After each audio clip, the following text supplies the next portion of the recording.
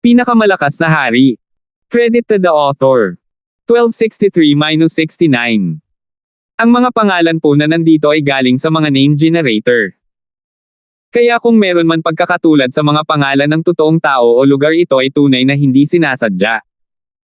Si Francis, na hindi kailanman lumaban ng buong lakas, ay natagpuan ang kanyang sarili na hindi nababagay sa kanyang kasalukuyang antas ng kapangyarihan sa simula ng labanang ito.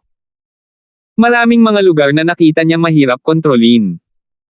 Gayunpaman, mabilis siyang nag-mature at nagsimulang kontrolin ang lahat, kung saan nagawa niyang makipaglaban sa nilalaman ng kanyang puso. Kasama ng mga kakayahan sa pag-unawa at paghatol na ipinagkaloob ng kanyang God's spiritual eye, si Francis ay hindi isang kalaban na maaaring labanan ng ordinaryong rank 7 ancient god. Siyempre, may isa pang dahilan kung bakit mabilis niyang napakinabangan, ang space-time robe. Ang space-time robe ay isang pinakamataas na kalidad na banal na artifact. Ngayon na si Francis ay naging isang sinaunang Diyos at naabot na niya ang level 5 sa space intent, maaari na niyang gamitin ang ilan sa iba pang kakayahan nito. Ang Blood Flame Killing Race ay bihasa sa fire intent, at ang kanilang mga pag-atake ay malakas at paputok. Gayunpaman, ang space-time robe ay may kakayahang lubos na mapawi ang karamihan sa kapangyarihang ito. Ang natitirang kapangyarihan sa mga pag-ataking ito ay nagdulot ng kaunting pinsala kay Francis. Napakalakas ni Master. Habang nakita nila si Francis na dahan-daang pinipigilan ang Iron Fire, nagsimulang tumawag ang mga sinaunang hayop sa kasiya siyang sorpresa. Tulala si Little Ling. Hindi niya akalain na, sa susunod na pagkikita nila, si Francis ay magiging napakalakas na kaya lamang niya ito titignan. Ang batang ito ay may space-time robe, kaya ang Iron Fire ay hindi katugma sa kanya. Ang kilin na may sirang sungay ay may malungkot na ekspresyon. Sabay na tayo para harapin ang taong ito. Ang iba pang Blood Flame kilin ay nagsimulang tumingin sa kilin na may sirang sungay. Ako lang sapat na. May plano na ang kilin na may sirang sungay. Bukod pa rito, ang ibang mga miyembro ng kanyang lahi ay walang lakas na saktan si Francis. Ang mas maraming numero ay lilikha lamang ng mas maraming problema. Aatake siya sa isang mahalagang sandali ng labanan na may pag-asang mabigla si Francis at masugitan siya ng husto. Pagkatapos ay makikipagtulungan siya sa Iron Fire upang nakawin ang space-time robe. Ngunit sa sandaling ito, isang tinig ang umalangaw-ngaw sa kaluluwa ng kilin. Ang pananatili roon at panunood ay sapat na. Ang boses ay nagpanginig sa kaluluwa ng kilin na may naputol na sungay. Patriarch. Natural na alam ng kilin kung sino ang eksperto na nag-message sa kanya. Bigla niyang naintindihan kung bakit sumugod si Iron Fire para makipaglaban kay Francis. Ito ay tiyak na utos ng patriarka. Kahit hindi niya alam ang dahilan, kaya lang niyang sumunod sa utos. Boom! Bang! Inilipat ni Francis ang kanyang divine power at intent na enerhiya sa isang malakas na palad na nagpalipad ng Iron Fire ng ilang li. Kasalukuyang natatakpan ng mga sugat ang katawan ni Iron Fire, at nagba-flag ang kanyang enerhiya. Masyadong mahina. Bakit hindi ka rin sumama? Ngumiti si Francis sa kilin na may naputol na sungay. Sa kabila ng sinabi niya, naunawaan ni Francis na may dalawang dahilan kung bakit madali niyang natalo ang Iron Fire. Isa, ito ang sinaunang Dream Realm. Maaaring humiram si Francis ng bahagi ng lakas ng mundong ito nang may pag-iisip at palakasin ang kanyang mga pag-atake. Dalawa, ang space-time robe ay isang makapangyarihang depensa na ginawang halos hindi masugatan si Francis. Siyempre, kung gagamitin din ni Francis ang iba pang kakayahan ng space-time robe, mas malala pa ang Iron Fire. Anak, huwag kang masyadong mabusog sa sarili mo. Ang kilin, na isinasaisip ang mga utos ng patriarka, ay napigilan lamang ang kanyang galit at nagdulot ng galit na dagandong. Ang salubing ito ay talagang nakakagulat kay Francis. Ang Blood Flame kilin ba na ito ay titingin na lamang habang ang Iron Fire ay natalo, marahil ay pinatay pa niya. Habang iniisip niya ito, biglang naramdaman ni Francis ang isang mapanganib at nakakapasong enerhiya. Nakita niya na ang Iron Fire, na pinalipad niya, ay nagsisimula ng bumukol sa kapangyarihan. Ang iskarlate na apoy sa kanyang katawan ay sumabog at pumailan lang, na bumubuo ng isang napakalaking kilin ng apoy na lumamon sa Iron Fire. Ewo! Umuungol ang Iron Fire nang dumaan ang mabangis na alon ng init sa kanyang paligid at kinulayan ng pula ang mundo. Nakakatakot. Anong nangyayari? Ang kanyang lakas ay mabilis na tumataas. Ang mga sinaunang hayop sa paligid ni Wilfred ay lahat ay natigilan at nanlumo sa tanawing ito. Ang Blood Flame Killens, sa kabilang banda, ay nasa sabik dito. Lihim siyang tinutulungan ni Patriarch. Ang kilin na may naputol na sungay sa isip ay napansin sa pagkagulat. Ang lakas ng Iron Fire ay mabilis na tumataas, at siya ay nasa bingit ng pagiging isang rank 8 Ancient God. Sa sandaling ito, iniisip pa rin niya, bakit ginagawa ito ng Patriarch? Hindi kaya. Ang kabataang ito ang hinahanap ng Patriarch. Boom! Ang patuloy na lumalakas na Iron Fire ay sumunog kay Francis na parang nagliliyab na araw. Dahil nanghihiram ka ng lakas sa labas, hindi ako magiging magalang. Nakatutok ang mga mata ni Francis habang sinimulan niyang iikot ang kanyang space intent. Sa isang iglap, ang maitim na pilak na robe sa kanyang katawan ay nagsimulang lumikha ng mga layer ng spatial blurs na hamarang sa kapangyarihan na lumabas mula sa katawan ng Iron Fire. Swish! Habang lumilitaw ang spatial blurs na ito sa paligid ni Francis, nawala siya at pagkatapos ay lumitaw sa gilid ni Iron Fire. Inikot ang kanyang 5 elemento at Wind Lightning Intent, humampas si Francis gamit ang isang palad. Ang palad na ito ay napuno ng kapangyarihan ng mundo, na hinaluan ng natural na puwersa ng sinaunang Dream Realm. Ito ay mas malakas kaysa sa anumang pag-atake na ginamit ni Francis. Naglalagablab na apoy na dragon. Sa sigaw na ito, isang mahabang pulang dragon ang bumaril mula sa bibig ng Iron Fire.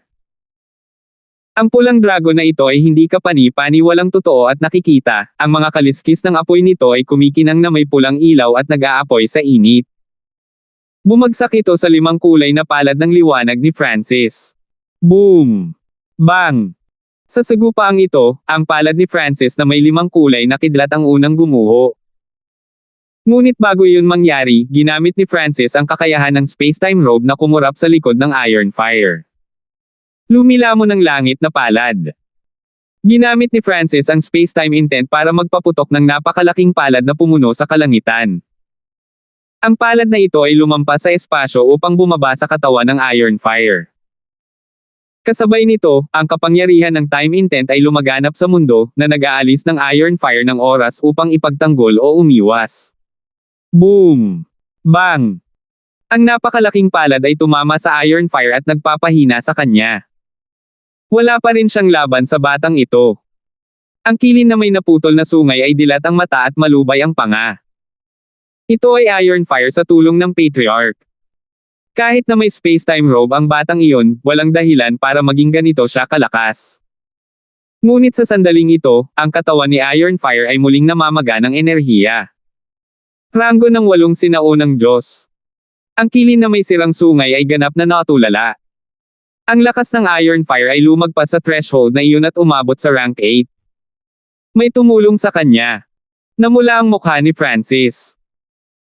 Sa pagkakataong ito, naramdaman ni Francis sa pamamagitan ng kanyang kontrol sa Ancient Dream Realm na ang isang eksperto sa napakalayo ay gumagamit ng isang espesyal na paraan upang ilipat ang kanyang enerhiya sa Iron Fire. Ang isang tao na maaaring itaas ang lakas ng isang rank 7 Ancient God sa rank 8 ay dapat na isang rank 9 Ancient God man lang. Biglang natarante si Francis.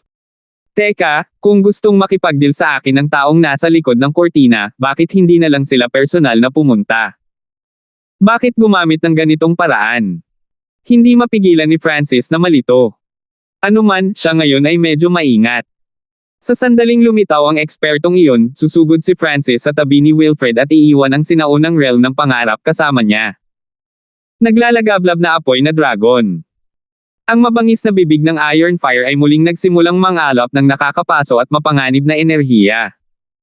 Agad na nanlamig ang tingin ni Francis. Sa sandaling ito, sa wakas ay naging seryoso siya. Buzz! Bees! Ang kaliwang mata ni Francis ay dahan-daang lumingon, ang pilak na mata ay umaagos na may kamangha-manghang at parang panaginip na mga alon ng liwanag. Boom! Isang mabagsik na escarlate na apoy na dragon ang bumaril mula sa bibig ng Iron Fire. Ang apoy na dragon na ito ay tila lumabas mula sa isang underworld ng apoy, na nagdala ng nagngangalit na enerhiya habang sumusugod ito kay Francis. God Eye Disintegration. Si Francis ay nag-iipon na ng enerhiya para sa kanyang eye bloodline technique, at sa sandaling ito, ang kanyang kaliwang mata ay nagpadala ng isang surge ng walang kapantay na eye intent. Gayunpaman, ang Iron Fire ay isa na ngayong rank 8 Ancient God, kaya mas mahirap ang pag-disintegrate ng kanyang supreme technique. Boom! Bang! Ang umuungal na Escarlate na dragon ay lumitaw na malapit nang lumunin si Francis.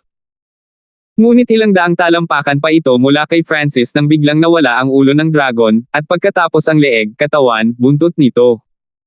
Sa huli, tuluyan itong nawala. Ano? Naiwang tulala ang Iron Fire. Ang kanyang supremo na pamamaraan na kanyang pinakawalan sa tulong ng kanyang patriarch ay biglang naglaho, at hindi niya maintindihan kung paano ito nangyari.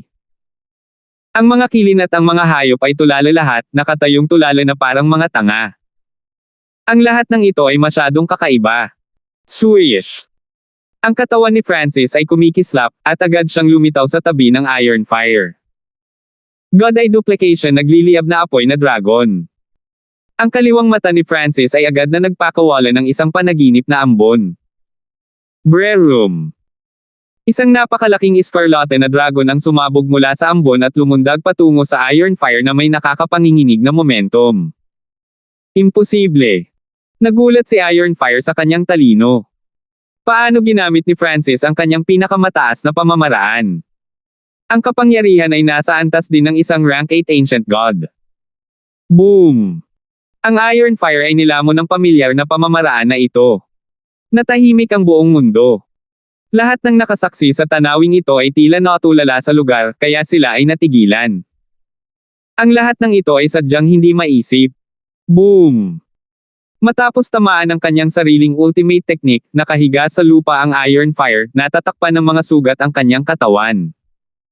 Ang Patriarch ay tumigil na sa pagpapadala sa kanya ng enerhiya. Natalo ang Iron Fire. Sa sandaling ito, nagsimulang lumapit ang isang hindi kapani-paniwalang mapang api at nagninangas na mainit na enerhiya. Isang Escarlate na ulap ng apoy ang biglang bumangon mula sa abot tanaw. Sa susunod na sandali, isang napakalaking madilim na pulang figure ang lumitaw sa harap ng mga mata ng lahat. Ito ay isang mabagsik at nakakatakot na halimaw ng apoy, isang diablo na gumapang palabas mula sa lava ng underworld. Swish! Kumurap ang katawan ni Francis at lumitaw sa gilid ni Wilfred.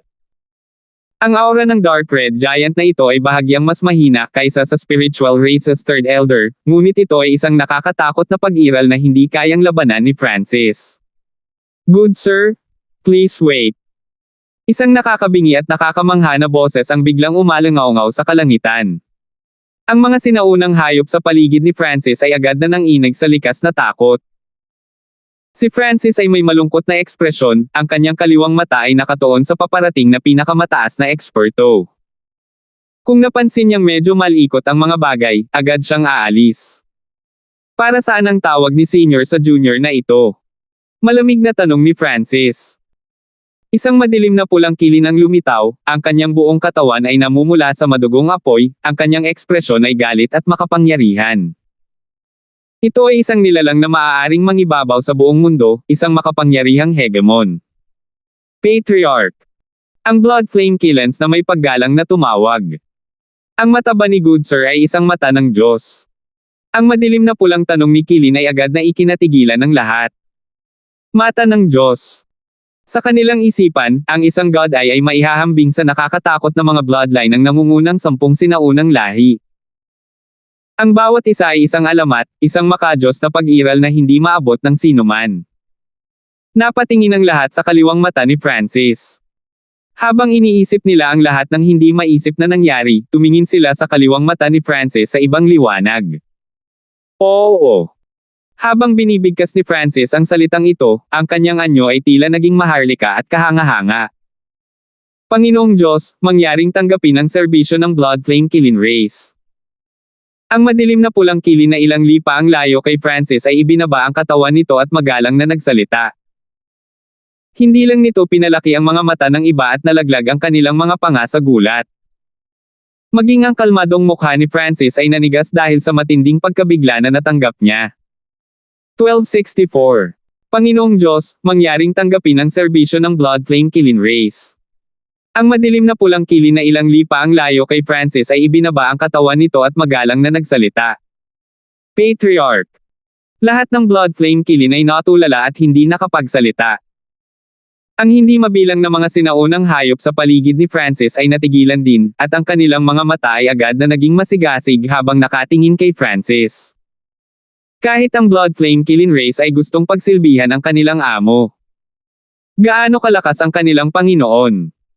Mas lalo silang nagkaroon ng pananampalataya kay Francis. Maging ang mga sinaunang halimaw na hindi ginamit ni Francis ang Dark Heart Seal ay nagsimulang igalang siya ng may matinding paggalang, hindi nang ahas na magpakita ng kahit katiting na pahiwatig ng paghihimagsik. Sino lang siya? Gumugulong pa rin ang isip ni Little Ling dahil sa pagkabigla, kumikinang ang kanyang mga mata sa makikinang na mga ilaw. Si Francis ay isang taong kakarating lang sa antas ng Ancient God habang ang Blood Flame Killing Race Patriarch ay nakatayo sa tuktok ng Ancient Gods. Ngunit sa sandaling ito, ang Blood Flame Killing Race Patriarch ay tila nagmamakaawa kay Francis na tanggapin ang serbisyo ng kanyang lahi. Nakatuon ang lahat kay Francis. Senior, baka nagkamali ka. Pagkaraan ng mahabang panahon, walang magawang nagtanong si Francis. Ang Blood Flame Killing Race Patriarch ay isang rurok na sinaunang Diyos. Sa isang direktang labanan, si Francis ay walang pagkakataong manalo. Natagpuan ni Francis na kakaiba para sa ekspertong ito na tretuhin siya ng may ganoong paggalang. Patriarch, isa lang siyang sinaunang Diyos. Hindi masama ang kanyang lakas, ngunit wala siyang karapatang maging kakampi natin. Paano mo? Ang kilin na may sira na sungay ay nagsimulang magsalita sa sandaling siya ay bumalik sa kanyang katinoan. Ang iba pang miyembro ng Blood Flame Killing Race ay tumango lahat bilang pagsang-ayon. Itikom mo ang iyong bibig. Galit na sumigaw ang Blood Flame Killing Race Patriarch. Ang enerhiya sa malapit ay nabuo sa isang napakalaking pulang bagyo na bumalot sa lugar. Lahat ng Blood Flame Killing ay agad na itinikom ang kanilang mga bibig at tumayo ng tuwid. Ikaw ay isang God Eye Holder. Darating ang araw na ikaw ay magiging isang God Eye Ruler na naghahari sa mundo bilang isang Diyos. Mataimtim na sinabi ng maitim na pula na si Kilin. Lahat ng sinaunang hayop ay nakadama ng paggalang sa kanilang mga puso. Isang God Eye Ruler. Ang mga salitang ito ay inukit sa kanilang mga puso. Kinakatawan nila ang isang ganap na lakas na naghari sa isang mundo, ang pinakamalakas na pag-iral sa universo. Talaga bang mag-mature ang taong ito sa ganoong uri ng eksperto? Ang mga mata ni Ironfire ay kumikinang sa matalim na liwanag habang sinusuri niya si Francis. Ngunit ang kanyang mata ay hindi isa sa 8 Great God Eyes. Ang tanong na ito ay biglang sumulpot sa isipan ni Ironfire. Sa kanyang pakikipaglaban kay Francis, naranasan niya ang hindi maisip na kapangyarihan ng God Eye ni Francis, ngunit ang kapangyarihang ito ay hindi pag-aari ng sinuman sa 8 Great God Eyes. Ang tanong na ito ay lumitaw din sa isipan ng iba. Alam nilang lahat ang kaunti tungkol sa mga kakayahan ng 8 Great God Eyes, ngunit ang mga kakayahan ng mga mata ni Francis ay tila hindi pag-aari ng sinuman sa kanila. Maaaring ito ay isang ikasyam na mata ng Diyos. Espekulasyon ko na ang iyong kamahalan na mata ng Diyos ay dapat na ang ikasyam na mata ng Diyos. Mataimtim na sinabi ng Blood Flame Killing Race Patriarch. Ang ikasyam na mata ng Diyos. Nanginginig ang isip ng lahat. Noon pa man ay maraming mga teorya tungkol sa ikasyam na mata ng Diyos sa universo, ngunit wala sa mga ito ang napatunayan, ni hindi nagpakita ang ikasyam na mata ng Diyos. Imposible. Paano naging 9th God ay ang batang ito? Ang kilin na may sirang sungay ay agad na tinanggihan ang paniwala na ito. Mula nang lumitaw ang 8 Great God Eyes, hindi mabilang na mga eksperto sa universo ang nag-isip tungkol sa 9th God Eye. Ngunit kahit na matapos ang hindi mabilang na mga taon, ang 9th God Eye ay hindi kailanman nagpakita. Dahil dito, mas maraming tao ang nag-iisip na ang 9th God Eye ay sadyang wala. Ang ikasyam na mata ng Diyos, ha? Mahinang ungol ni Francis. Kahit siya ay hindi malinaw sa puntong ito. Paano mo ako naramdaman? Biglang tanong ni Francis. Naramdaman niya na ang layunin ng Blood Flame Killing Race Patriarch ay hanapin siya. Paanong na-detect nitong si Kilin ang kanyang God Eye? Noong nakaraan, naramdaman ko ang pagbabago sa mundo, na ang origin energy ng dimensyong ito ay gumagalaw ng kakaiba. Ang madilim na pulang kilin ay diretsyong nagsimulang magpaliwanag. Sa nangyari, may napansin ang madilim na pulang kilin na kakaiba nang magsimulang kumilos ang kaliwang mata ni Francis sa panahon ng kanyang tagumpay sa Ancient Dream Realm. Sinimulan niya ang kanyang paghahanap batay sa reaksyong ito na naramdaman niya, ngunit nang malapit na niyang hanapin si Francis, natapos ni Francis ang kanyang pambihirang tagumpay at umalis sa Ancient Dream Realm.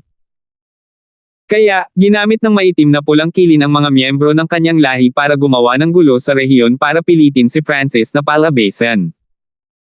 Matapos mahanap si Francis, kinumpirma ng madilim na pulang kilin ang kanyang mga haka-haka sa pamamagitan ng pakikipaglaban sa Iron Fire kay Francis.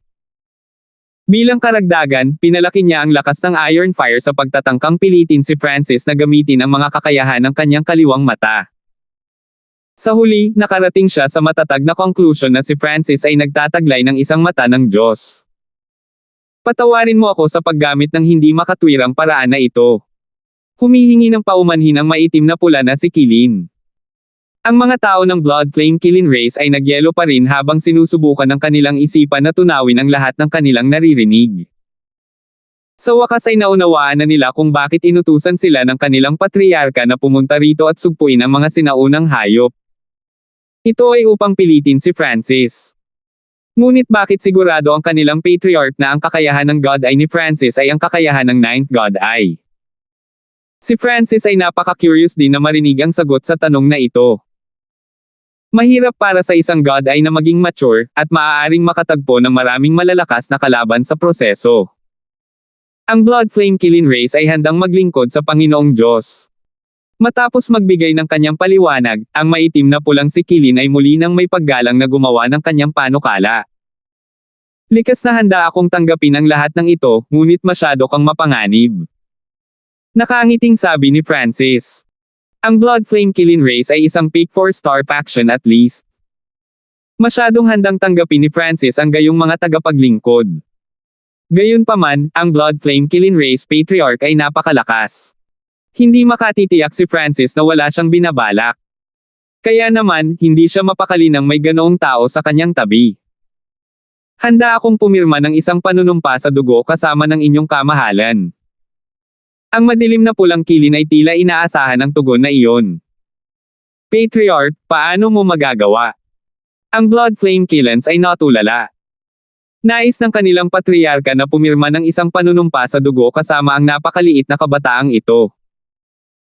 Kung ang kabataang ito ay talagang may hawak ng Ninth God Eye, wala silang pagtutol, ngunit ang Ninth God Eye ay isang bagay ng malabong alamat at chismis.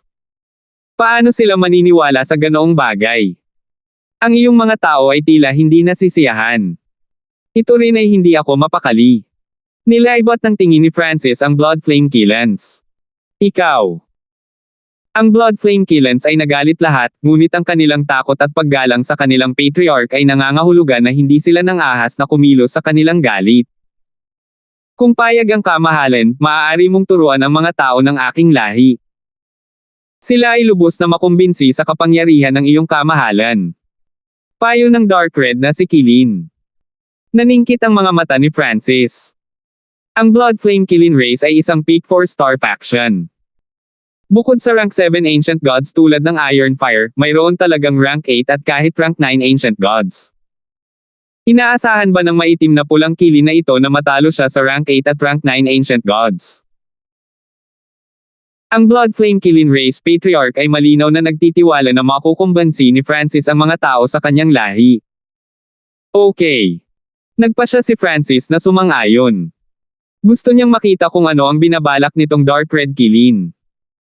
Ang lahat ng Blood Flame Kilin na naruroon ay agad na nakaka-relax. Hanggat matatalo ng isa sa kanila si Francis, ang kanilang patriarch ay hindi pumipirma ng isang panunumpa ng dugo sa kabataang ito. Kapag dumating na ang mga tunay na eksperto sa karera, siguradong matatalo ang batang ito. Marahas na sabi ng Kilin na may sirang sungay sa kanyang isipan. Ang Blood Flame Killens na naruroon ay maliit na bahagi lamang ng kanilang lahi. Mayroon silang iba pang mga miyembro ng lahi sa ibang mga lugar na inatasan ng parehong misyon tulad ng kanilang sarili, at ang iba ay bumalik sa bahay. Kamahalan, mangyaring maghintay ng ilang sandali. Ang mga tao ng aking lahi ay darating na lahat. Ngumiti ang Blood Flame Killing Race Patriarch. Nagpa siya ang magkabilang panig na maghintay sa rehiyong ito. Ang panig ni Francis ay napanatili ang isang malaking distansya sa Blood Flame Killing Race. Ang lahi na ito ay masyadong malakas, kaya kung sila ay masyadong malapit, ang mga puwersa ni Francis ay hindi makakaramdam ng ligtas. Iyong kamahalan, kung tama ang aking paghatol, ang kapangyarihan ng iyong Diyos na mata ay maaaring kontrolin ang lakas ng mundong ito. Sa sandaling ito, ang Blood Flame Killing Race Patriarch ay nagmensahe kay Francis. Bahagyang ngumiti si Francis. Ang Blood Flame Killing Race Patriarch ay tila may matalinong panlilinlang sa kanyang manggas. Tama, direktang sabi ni Francis. Habang patuloy na nagising ang kanyang Diyos na mata, lumawak ang kanyang kontrol sa mundong ito. Ang bawat God ay namumuno sa isang uri ng lakas. Bagamat hindi ko alam kung aling lakas ang namumuno sa Your Excellencies God Eye, nasaksihan ko ang inyong kamahalan na kontrolin ang kapangyarihan ng mundong ito. Kahit ako ay hindi ko kayang kontrolin ang lakas ng mundong ito ng ganoon, dahan-daang paliwanag ng Blood Flame Killing Race. Maingat na nakinig si Francis. Ang Blood Flame Killing Race Patriarch ay higit na alam kaysa sa kanya. Maaaring subukan ng iyong kamahalan na gamitin ang enerhiya ng pinagmula ng mata ng Diyos upang kontrolin ang mundong ito, iminungkahi ng Blood Flame Killing Race Patriarch ang kanyang ideya. Marahil ay ganoon. Si Francis ay nahulog sa isang mapagnilay-nilay na mood pagkatapos niyang makinig. Bago gumising ang kanyang God Eye, ginamit niya ang enerhiya ng pinagmula ng God Eye para isara ang dimensyong ito at paalisan ang mga kababalaghan ng Ancient Desolate Realm of Gods. Pagkatapos ng paggising, ang isip ni Francis ay maaaring sumanib sa Ancient Dream Realm na nagbigay sa kanya ng maraming kakayahan. Bilang resulta, hindi pa niya sinubukang gamitin ang enerhiya ng pinagmula ng God Eye. Francis, tiyak na magkakaroon ng mga problema sa Blood Flame Killing Race. Magpapadala sila ng rank 8 at rank 9 Ancient Gods, nag-aalalang sabi ni Little Ling. Paano matatalo ni Francis ang rank 9 Ancient Gods? Medyo nag-aalinlangan din siya tungkol sa pagkakaroon ni Francis ng 9th God Eye. Dapat umalis ka muna. Kung ang sitwasyon ay mukhang hindi ka panipaniwala, mayroon akong paraan para makatakas ng ligtas. Naghahanda si Francis na subukan ang ideya ng Blood Flame Killing Race Patriarch. Bees. Isang panaginip na ulap ang lumipad sa kaliwang mata ni Francis. Naghalo ang isip ni Francis sa enerhiya ng pinagmula ng mata ng Diyos at sumanib sa mundo. Boom! Sa sandaling ito, lahat ng nabubuhay na nilalang sa radius na ilang daang libong li ay nakadama ng hindi pa nagagawang presyon mula sa mundo. Pakiramdam nito ay ang mundo mismo ay may sariling isip, ang bawat pag-iisip ay kayang mangibabaw sa lupaing ito at magpasya kung sila ay nabuhay o namatay. Ito. Anong nangyayari? Ang lahat ng Blood Flame Killing ay nanginginig habang natatakot nilang pinagmamasdan ang kanilang paligid. Bigla nilang naramdaman na may isang supreme expert na nakatingin sa kanila. Napakalaki ng pressure mula sa mundo. Ang sinaunang origin energy, ang Heaven Earth Yuan Qi, at lahat ng iba pang uri ng enerhiya sa mundong ito ay tila nasa ilalim ng ganap na kontrol ng Supreme Master na ito. Iba talaga. Napangiti ang mga labi ni Francis. Swish! Ang isip ni Francis at ang enerhiya ng God Eye Origin ay bumalik sa kanyang katawan. Gaya ng inaasahan, kayang kontrolin ng enerhiya ng God Eye Origin ng taong ito ang dimensyong ito. Ang Blood Flame Killing Race Patriarch ay kumislap ang mga mata. 1265. Anong nangyayari? Lahat ng mga eksperto ng Blood Flame Killing Race ay tumindig sa pagkabalisa. Gayunpaman, ang kanilang patriarch ay lumitaw na hindi nababagabag, na naging sanhi ng kanilang pag-aalala na unti-unting nawala. Patriarch, ngayon lang, ang kilin na may sira na sungay ay naghandang magtanong. Hindi na kailangang mag-alala, agad siyang pinutol ng Blood Flame Killing Race Patriarch.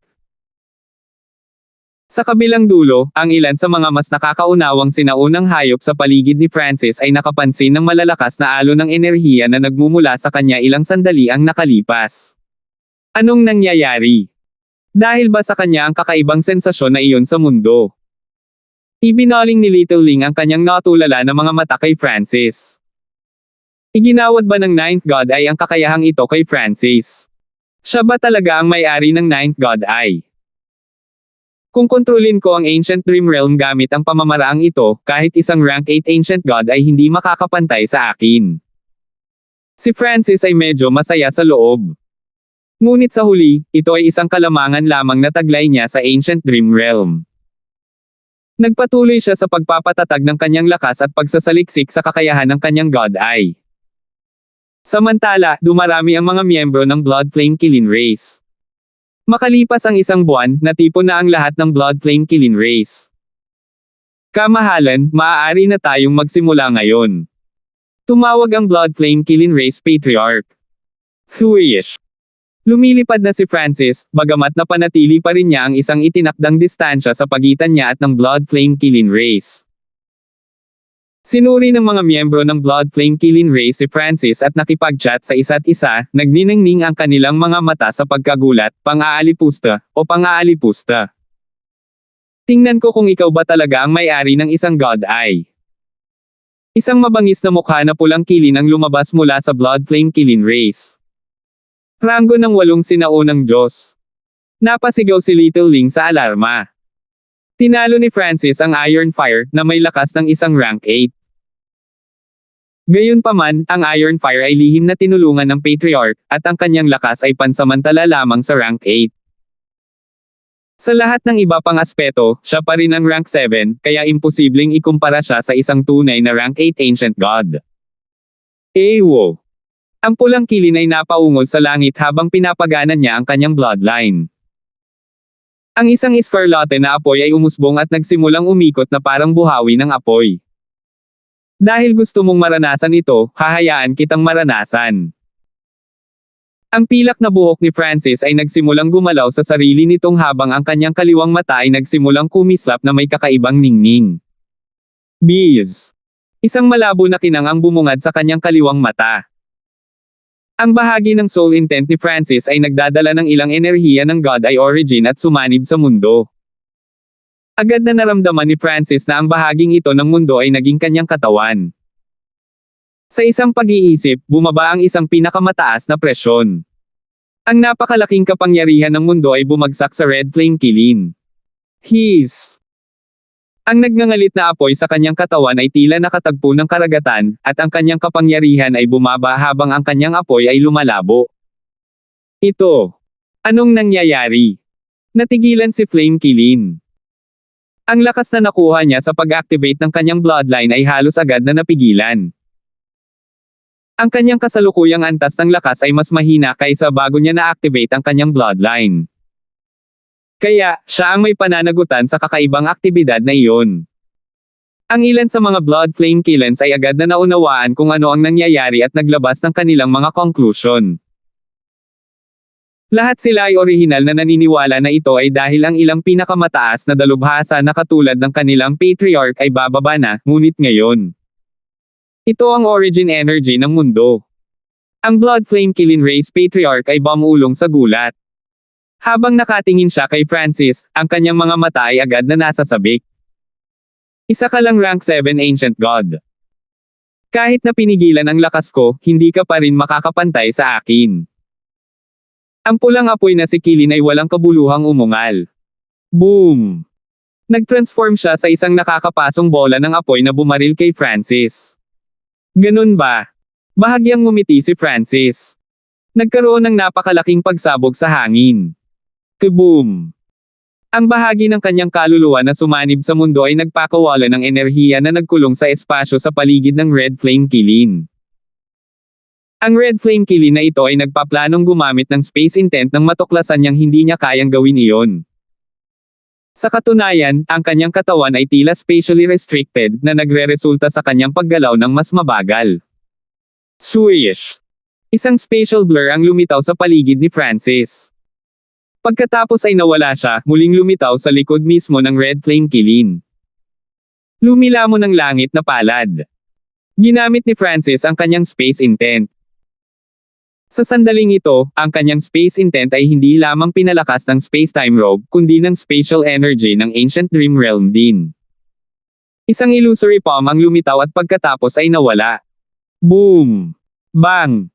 Nang muling lumitaw ang palad, ito ay nasa harap mismo ng Red Flame Kilin na dumudurog sa kanyang katawan.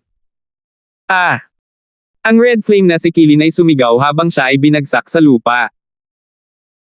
Kahit na ang kanyang Blood Flame Kilin na katawan at ang lakas ng isang rank 8 Ancient God, hindi pa rin niya natiis ang kapangyarihan ng palad na ito. Ngunit hindi siya kailanman pumayag ng ganoon kadali. Boom! Bang! Isang unos ng apoy ang sumabog mula sa lupa habang sinisingil ng Red Flame Kilin si Francis. Nagliliyab na Sun Flame. Ginamit ng Red Flame Kilin ang kanyang Supreme Bloodline Technique, at isang nakakapasong pulang ilaw ang lumabas mula sa kanyang bibig. Nilamon ng apoy na ito ang lahat ng nasa daan nito. Ang init na inilabas nito ay sapat na upang mapaso ang marami sa mga sinaunang hayop sa radius na 10,000 li. God-Eye Disintegration. Ang kaliwang mata ni Francis ay dahan-daang nabuhay, na nagpakawala ng ripple ng eye intent kasama ng isang panaginip na maraming kulay na liwanag. Whoosh! Habang ang pulang glow ay bumaril kay Francis, nagsimula itong mawala.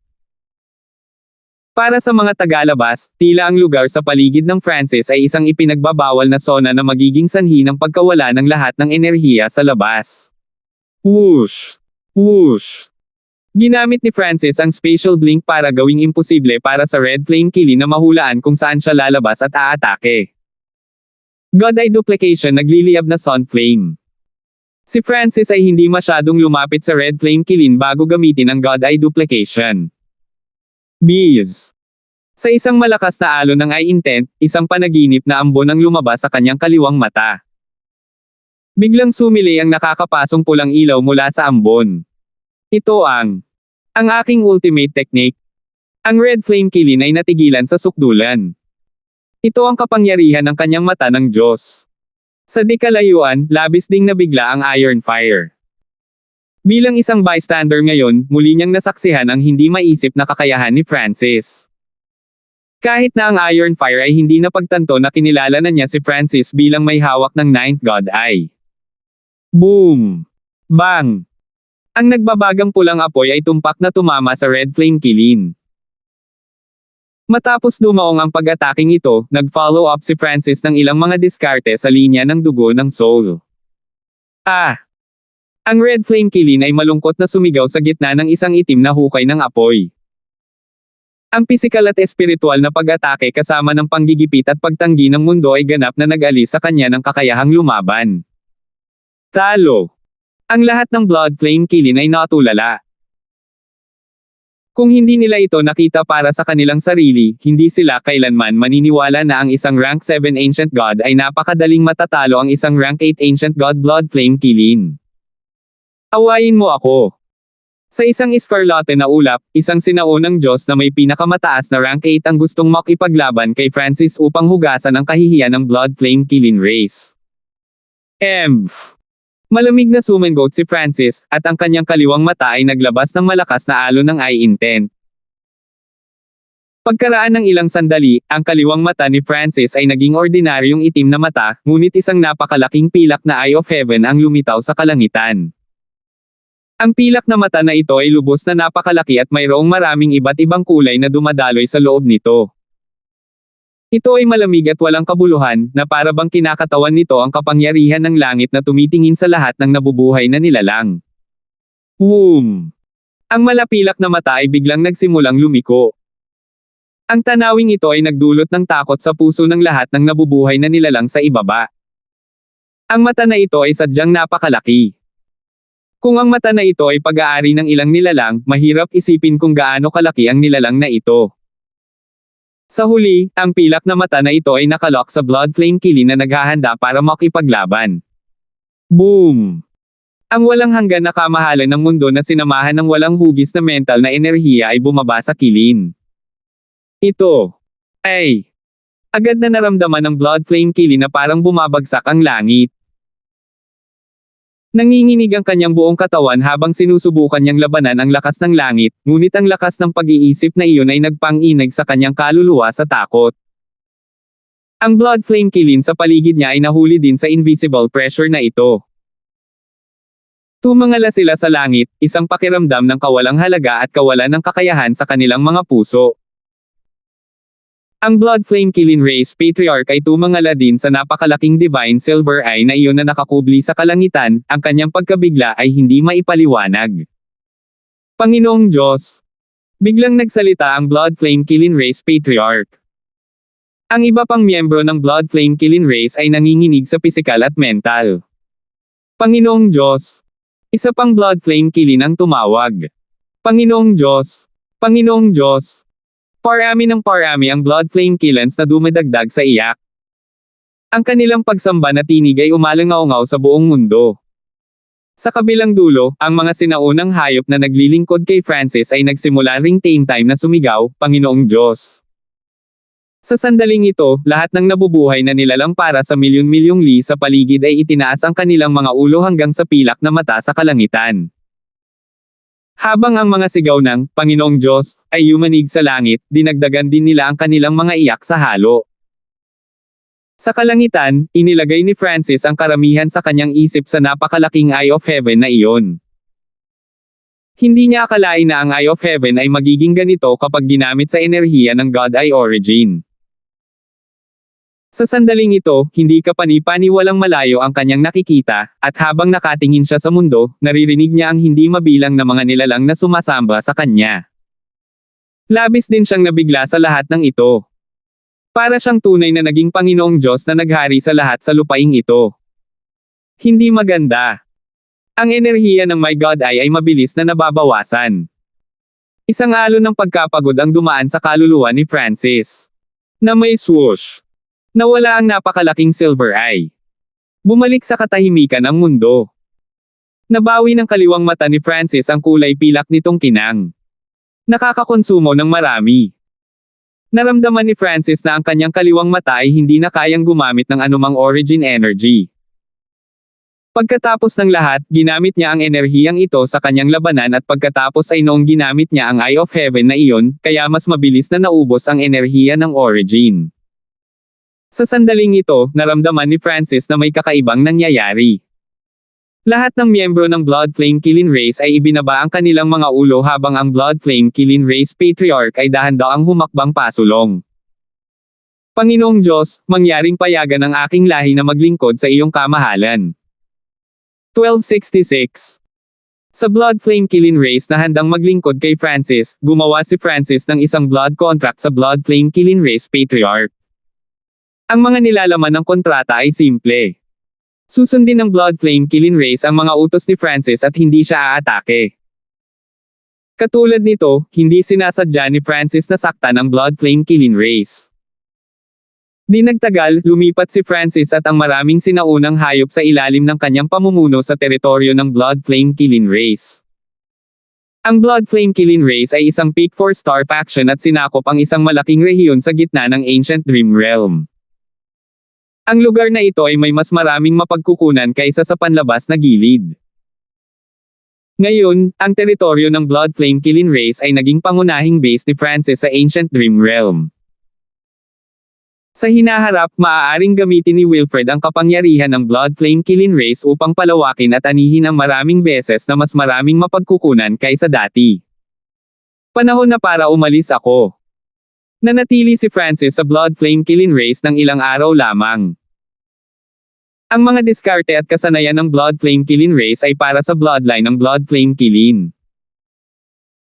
Bagamat si Francis ay may bloodline ng Ancient Blood Devil Son, ang epekto ng pagsasanay sa mga diskarteng ito ay hindi maihahambing sa kapag nilinang sila ng Blood Flame Killens. Para sa mga diskarte, natural na kailangang piliin ng isa ang mga pinakaangkop sa sarili, at ang mga may pinakamataas na kalidad. Sa sandaling ang isa ay nagsimulang maglinang ng isang pamamaraan, ang pagpapalit sa isa pa sa kalagitnaan ay lubhang mahirap. Kaya, mas pinili ni Francis na gumugol ng kaunting oras sa paghahanap ng pamamaraan na angkop para sa kanya. Bago umalis, namasyal si Francis sa Blood Flame Killing Race at inagaw ang ilang mahalagang mapagkukunan na kailangan niya. Kapag wala ako, ang Blood Flame Killing Race ay hindi maaaring ganap na sumunod kay Wilfred.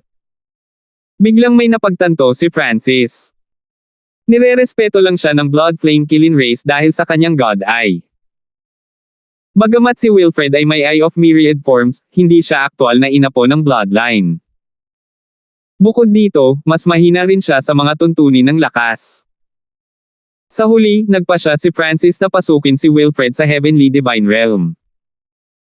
Sa orihinal, si Wilfred ay may sapat na potensyal at talento upang patuloy na mag-ipon ng enerhiya, ngunit wala nang dapat gawin ngayon. Kung si Wilfred ay hindi makakasabay sa lakas, hindi siya magiging lubhang kapaki-pakinabang. Magbibiyahe ako sa Five Elements Palace. Isang 5 kulay na kristal na globo ang lumitaw sa kamay ni Francis, kung saan tahimik na nakahiga ang isang nakasisilaw at palamuting palasyo. Swish! Sa isang pag-iisip, pumasok si Francis sa palasyo. Francis! May nakapansin kaagad sa sandaling lumitaw si Francis sa Five Elements Palace. Ang mga quasi-gods at true gods na nakakulong dito ay lahat ay may matataas na katayuan sa kanilang sariling mga paksayon. Hindi sila madaling yumuko kay Francis. Bukod dito, ilang dekada pa lang silang nakakulong na panandalian lang sa kanilang pananaw. Bilang karagdagan, ang Heaven Earth Yuan Chi at ang Intent Energy sa loob ng Five Elements Palace ay sobrang siksik. Ito ay isang lugar kung saan ang Five Elements Godlord ay naghiwalay sa kanyang sarili, at nag-iwan pa siya ng malalim na kasanayan sa pakikipaglaban sa loob. Ito ay isang perpektong lugar para sa paglilinang. Bagamat sila ay nakakulong dito, ginugugol nila ang bawat sandali sa paglilinang upang sila ay lumakas at makalaya mula kay Francis. I activate ang array. Isang rank 5 true god ang sumigaw. Kaboom! Ang isang komplikadong maraming kulay na hanay ay agad na lumitaw sa ilalim ng mga paa ni Francis. Kasabay nito, ang malalakas na ripples ng intent ay nagtagpo sa lahat ng direksyon upang i-lock si Francis sa loob ng 4 na 5 kulay na pader. Atake! Halos 80 eksperto ang agad na gumamit ng kanilang pinakamakapangyarihang kakayahan at lihim na pamamaraan. Boom! Ang malalakas na alon ng banal na kapangyarihan ay napuno ng hangin habang ang mga pag-atake ay dumaan sa selyo ng hanay at bumaba kay Francis. Matigas pa rin ang ulo. Hindi napigilan ni Francis ang tumawa sa puwersang ipinakalat laban sa kanya. Masasabi ni Francis na ang lahat ng mga taong ito ay naging mas malakas. Halimbawa, malamang na mas malakas na ngayon ang quasi-god Felix ng Violet Nighthall kaysa sa pinakamalakas na quasi-god ng spiritual race. Swish! Isang maitim na silver na robe ang nakatikip sa katawan ni Francis. Ipinalibot niya ang kanyang divine power at space intent para i-activate ang kapangyarihan ng space-time robe. Spatial barrier. Lumitaw ang mga kumikislap na spatial na imahe sa paligid niya. Habang ang mga pag-atake ng banal na kapangyarihan ay tumama sa mga spatial na imaheng ito, ang kanilang kapangyarihan ay lubhang nabawasan, na parabang sila ay ipinadala sa ibang dimensyon. Sa huli, lahat ng pag-atake ay nawala bago pa man nila mahawakan si Francis. Kasabay nito, ang malakas na enerhiya ay lumabas mula kay Francis. Ang lahat ng mga dalubhasa ay agad na nakaramdam ng matinding presyon. Paano ito nangyari? Itong enerhiya, ito ay Rank 7 Ancient God. Isang peak rank 5 True God ang bumulaga sa takot at kaba. Imposible, imposible. Tiyak na ginagamit niya ang kapangyarihan ng palasyo para gayahin ang enerhiya ng isang sinaunang Diyos. Ang quasi-god na si Felix ay umiling sa lubos na kawalang paniwala. Ang huling pagpunta ni Francis dito ay kalahating taon pa lang ang nakalipas, at siya ay isang quasi-god pa lang noon. Kahit na ang isang quasi-god ay naging isang tunay na Diyos, hindi nila maaaring linangin ang ranggo ng 7 sinaunang Diyos sa napakaikling panahon. Walang sino man sa kanila ang makapag-isip na si Francis ay direktang nakamit ang ranggo ng sinaunang Diyos. Sinadya kong hayaan kayong lahat na manatili dito upang tamasahin ang napakahusay na mapagkukunan ng paglilinang dito, ngunit tila walang sinuman sa inyo ang nakagawa ng malaking pag-unlad. Humalaklak si Francis, hindi pinansin ang kanilang pagkabigla. Sa totoo lang, ganap na kayang aisil ni Francis ang mga taong ito sa isang zone ng palasyo at pigilan silang gamitin ang cultivation resources ng lugar na ito. Ngunit hindi ito ginawa ni Francis, sa halip ay pinahintulutan ang mga taong ito na lumakas. Ang unang dahilan ay dahil hindi nag-aalala si Francis tungkol sa posibilidad na makatakas. Ang pangalawang dahilan ay ang plano ni Francis na gamitin ang mga taong ito, kaya umaasa siya na ang kanilang lakas ay patuloy na umakyat. Boom! Bang! Habang humakbang pasulong si Francis, binasag niya ang espesyal na hanay na tumatak sa kanya. Ako na ngayon ay isang sinaunang Diyos. Kapag ang aking lakas ay umabot sa isang tiyak na antas, wala ka ng karapatang maging alipin ko.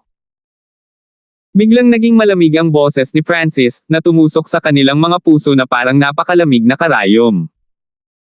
Ang bilis ng cultivation ni Francis ay sadyang hindi kapanipaniwala. Isa na siyang rank 7 ancient god, higit sa lahat ng taong naroroon. Sino ang makakapaghula kung anong antas na lang si Francis kapag nagpakita siya sa susunod? Whoosh! Ang mga intent crystal ay humiwalay sa mga dingding at lumutang sa kamay ni Francis. Sa antas ng Ancient God, wala nang gamit si Francis para sa ordinaryong intent crystals. Tanging ang mga high-level na intent crystal ang may anumang silbi sa isang sinaunang Diyos. Sa kabutihang palad, ang 5 kulay na palasyong ito ay mayroong napakaraming mga intent crystals. Sa pagkakataong ito, kumuha si Francis ng napakaraming intent crystal na talagang nakakaapekto ito sa operasyon ng 5 Elements Palace. Gayunpaman, si Francis ay isa ng sinaunang Diyos, kaya hindi siya nag-aalala na baka makatakas ang mga taong ito. Pagkatapos kunin ang intent crystals, lumipat si Francis sa cultivation hall. Nakatuon ang kanyang tingin sa 3 mural. Gamit ang kanyang control sa 5 Elements Palace, inalis ni Francis ang mga diskarte at kasanayan sa 3 mural. Habang naghahanda si Francis na umalis. Francis, tahan na. Isang nag-aalangan na boses ang tumawag kay Francis na huminto. Handa akong maging alipin mo. Ang tagapagsalita ay isang ordinaryong quasi-god. Medyo mahina na ang pagkatao niya at hindi na nakayanan ang ganitong klase ng pagkakakulong. Ito, kasama ang nakakatakot na paglilinang ng sinaunang Diyos ni Francis, ang naging dahilan upang siya ang unang sumuko. Ang isang taong nagsusumite ay mayayanig ang mga desisyon ng iba. Gaya ng inaasahan, isa pang boses ang nagsalita, ako rin. Ang quasi-god na ito ay kabilang sa parehong pangkat ng unang quasi-god. Pagkatapos, 5 pang tao ang piniling magpasakop kay Francis. Walang kwenta. Malamig na umungol si quasi-god Felix, ang kanyang mga mata ay puno ng pang-aalipusta. Masyadong matalino ang pagpili mo. I will treat you far better than the factions you once belonged. Bahagyang ngumiti si Francis. Sa isang pag-iisip, kinuha ni Francis ang kanyang sarili at ang mga taong ito mula sa palasyo. Ang mga taong naiwan ay nahulog sa tahimik na pag-iisip. Sa Ancient Dream Realm, ang 7 tao ay dinala sa Blood Flame Killing Race. Itinanim ni Francis ang Dark Heart Seal sa kanilang 7 kaluluwa. Sa hinaharap, lahat kayo ay mananatili dito. Walang plano si Francis na palayain sila sa labas ng mundo. Ang Blood Flame Killing Ray sa kanilang orihinal na anyo. Anong uri ng lugar ito?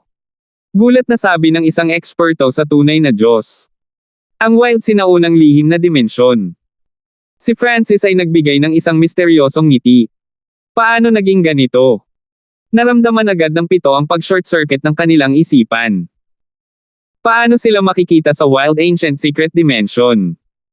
Matapos ibigay ang 7 tao at isang bahagi ng intent crystals kay Wilfred, umalis si Francis sa Ancient Dream Realm.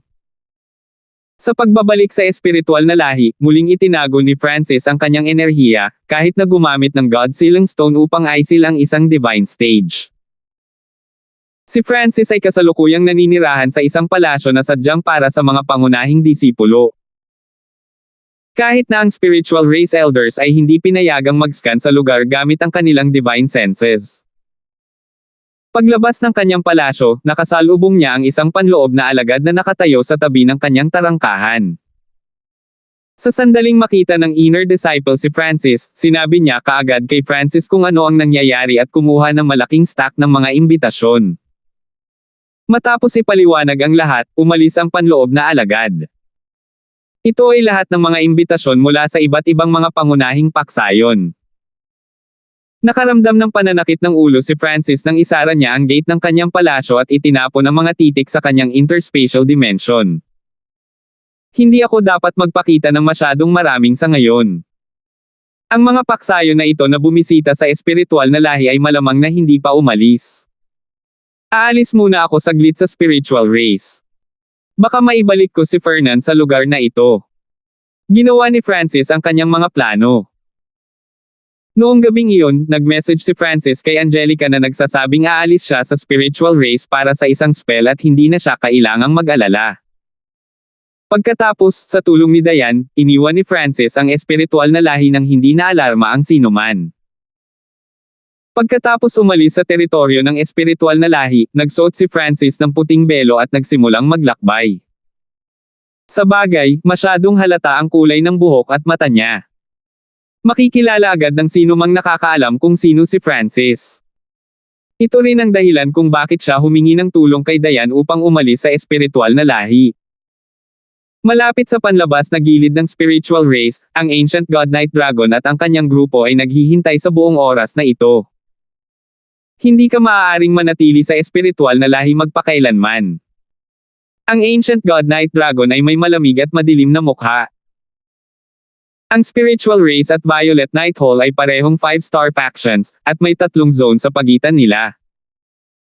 Kahit napatayin niya si Francis, walang gagawin ang spiritual race sa Violet Knight Hall. Sa karamihan, hihingi lang sila ng kabayaran. Kung ikukumpara ang kabayarang ito sa pagpatay sa isang henyo tulad ni Francis at pagkuha din ng 5 kulay na palasyo at pagliligtas sa mga tao ng Violet Knight Hall, ang pagpili ay agad na malinaw. Senior Knight Dragon, nagre-react ang instrumento sa paghahanap. Sa araw na ito, nakatanggap ng mensahe ang Ancient God Knight Dragon. Sa wakas ay umalis na siya sa espiritual na lahi. Isang masayang ngiti ang ibinigay ng Ancient God Knight Dragon. Lumabas ka. Pagkatapos magpadala ng mensahe, gumamit ng instant movement ang Ancient God Knight Dragon para umalis. 1267. Ang spiritual race ay matatagpuan sa gitna ng Xilin Zone, habang ang Life Origin Sect kung saan matatagpuan ang Fernan ay nasa panlabas na gilid. Sa paglalakbay ni Francis mula sa Life Origin Sect hanggang sa spiritual race, kailangan niya ng higit sa kalahating taon, at ito ay kahit na gumamit siya ng teleportation arrays. Ngunit ngayon, nagtataglay si Francis ng hindi kapani-paniwalang kapangyarihan na kaya niyang takpan ang distansyang ito sa kalahati ng oras sa pamamagitan lamang ng paggamit ng kanyang instant movement. Mayroon din siyang token na nagpapakilala sa kanya bilang isang pangunahing disipulo ng espiritual na lahi, kaya maaari niyang gamitin ang mga teleportation array ng anumang pangkat sa kanyang ruta. Kapag dumaan si Francis sa ilan sa mga paksayon na ito, ang mga nakatataas na echelon ay lalabas upang personal na tanggapin siya. Ang pagkakakilanlan ng isang pangunahing disipulo ng lahing espiritual ay lubhang kapaki-pakinabang. Bulalas ni Francis. Naisip niya kung paano, noong tumatakas siya mula sa gulong zone, hindi man lang niya magamit ang teleportation arrays ng mga major factions dahil sa takot na mahuli siya. Ginugol niya ang karamihan ng oras sa paglipad. Sa isang tiyak na sandali, isang napakalaking bundok na umakyat ng 10,000 talampakan sa hangin ay lumitaw sa harap ni Francis. Ito ay 10,000 li sa circumference. Habang dumadaan si Francis sa bundok na ito, bigla niyang naramdaman ang isang nanginginig na enerhiya na sumabog mula sa mga ulap sa unahan. Biglang itinoon ni Francis ang kanyang mga mata habang mabilis siyang nagsimulang umatras. Boom! Sa sandaling ito, lumabas ang space intent mula sa paligid. Ang mga kurtina ng violet na kadiliman ay lumitaw sa bawat direksyon. Sa loob ng mga kurtinang ito ng kadiliman ay may maitim na ulap, isang kulay lila na buwan, at hindi mabilang na mga bituin. Sa huli, ang mga kurtinang ito ng kulay lila na kadiliman ay nag-uugnay at tinatakan ang lugar para sa 10,000 li sa paligid. Ang buong mundo ay tila naging isang kulay lila na gabi na nahiwalay sa labas ng mundo. Junior, sa wakas ay handa ka ng lumabas. Unti-unting lumitaw ang figure ng Ancient God Night Dragon mula sa Violet Night. Swish! Agad na isinuot ni Francis ang space-time robe. Huwag mong sayangin ang iyong lakas. Ang Illusion Space Violet Domain Array na ito ay inihanda lalo na para sa iyo. Kung mas malakas ka ng kaunti, maaaring nagamit mo ang kapangyarihan ng space-time robe para umalis, ngunit ang Ancient God Night Dragon ay nagbigay ng isang mapait na tawa. Si Francis ay isang rank 6 True God na may space-time robe at ang 5 kulay na malakristal na palasyo. Bukod dito, kinilala siya ng spiritual race, kaya kung ang spiritual race ay nagbigay kay Francis ng ilang trump card para iligtas ang kanyang buhay, kahit na ang Ancient God Night Dragon ay hindi nagtitiwala na mapapatay niya si Francis ng mabilis. Kaya, ang Ancient God Night Dragon ay nauna kay Francis at inilagay ang malakas na hanay na ito sa kanyang landas. Sa Illusion Space Violet Domain Array na ito, kahit ang sarili niyang space intent ay pinaghigpitan. Sinong nagsabi na gusto kong umalis? Sa pagsuot ng space-time robe, hindi ginamit ni Francis ang alinman sa mga kapangyarihan nito. Sa halip, ngumiti siya sa Ancient God Night Dragon. Kung hindi ko sinasadyang limitahan ang aking bilis upang ang mga tao sa iyong lahi ay makasunod sa akin at maglakbay din sa isang tuwid na linya, talagang makakauna ka ba sa aking harapan at magkaroon ng oras upang ailatag ang hanay na ito? Inilantad ni Francis ang lahat. Ang ebolusyon ng kanyang God Spiritual Eye ay lubhang nadagdagan ang kanyang saklaw ng paningin. Napansin niya ang mga tao ng Violet Night Race na sumusunod sa kanya sa sandaling umalis siya sa spiritual race. Si Francis ay pumasok sa bitag ng kanyang kaaway para sa isang layunin ang patayin itong sinaunang Diyos na tumutugi sa kanya. Natural na alam ko iyon, ngunit sa palagay mo ba talaga, dahil lang sa naging rank 6 True God sa isang pagkakataon, maaari mo akong talunin ng ilang mga kayamanan at mga banal na artifact? Tumawa ang Ancient God Night Dragon. Napansin niya na masyadong tuwid ang ruta ni Francis, na para bang sinasadya niya iyon. Gayunpaman, siya ba isang sinaunang Diyos ay matatakot sa isang rank 6 na tunay na Diyos? Kahit na binigyan ng spiritual race si Francis ng ilang trump card na naging imposible para sa kanya na patayin si Francis, hindi siya mawawala ng malaking pagsisikap.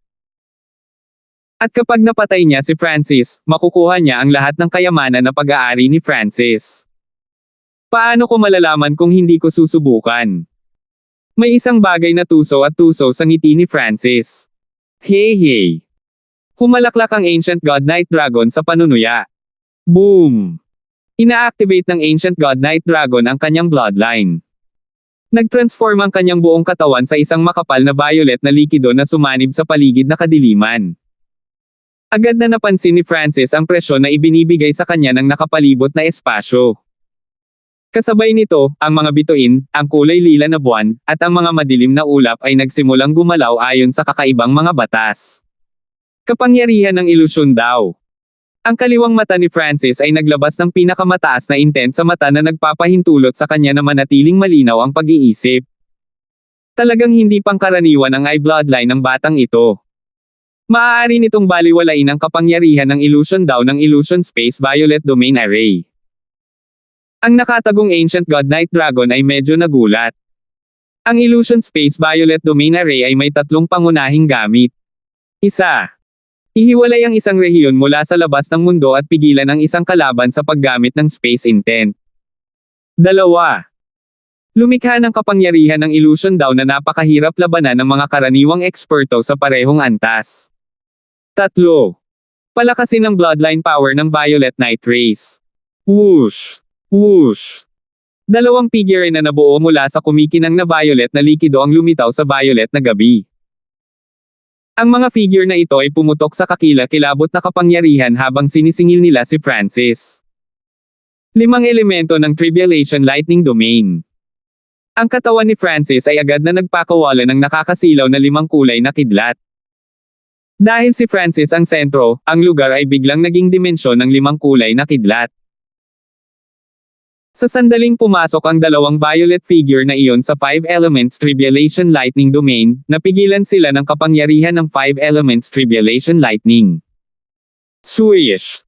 Ang pag-atake ng Ancient God Knight Dragon ay humina ng higit sa 20%. Hindi masama ang batang ito. Nagulat ang Ancient God Knight Dragon.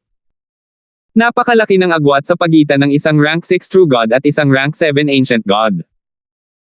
Bukod dito, ang bloodline ng Violet Knight Race ay may boost sa Illusion Space Violet Domain Array, na nangangahulugan na ang Ancient God Knight Dragon ay mas malakas kaysa karaniwan. Sa kabila noon, ang kakayahan ni Francis ay kaya pa ring pahinin ang kanyang pag-atake. Lumitaw. Isang 5 kulay na perlas ang lumitaw sa kamay ni Francis. Ang 5 kulay na perlas ay lumutang sa hangin at nagpakawalan ng puyo ng tubig, na naging isang napakalaking 5 kulay na palasyo na hamarang sa natitirang lakas ng pag-atake. Haha, hinihintay kitang ilabas. Isang masasamang ngiti ang ibinigay ng Ancient God Knight Dragon. Ang 5 kulay na palasyong pag-aari ni Francis ay isang Supreme Defensive Divine Artifact. Kahit na ang Ancient God Knight Dragon ay mahihirapang masira ito. Whoosh! Ang katawan ng Ancient God Knight Dragon ay biglang lumitaw sa kabilang panig ng 5 kulay na palasyo. Hawak niya ang isang fan ng violet crystal sa kanyang kamay, na ginamit niya upang magpadala ng wave ng violet light. Swoosh! Ang mga pinong tendrils ng violet light ay tumusok kay Francis na parang kidlat. At hinihintay kung magpakita ka. Biglang ngumisi si Francis, at ang kanyang kaliwang mata ay sumabog na may pinakamataas na intent sa mata. Swish! Isang violet silver bolt ng nagninangas na kidlat ang lumitaw sa kanyang pilak na mata.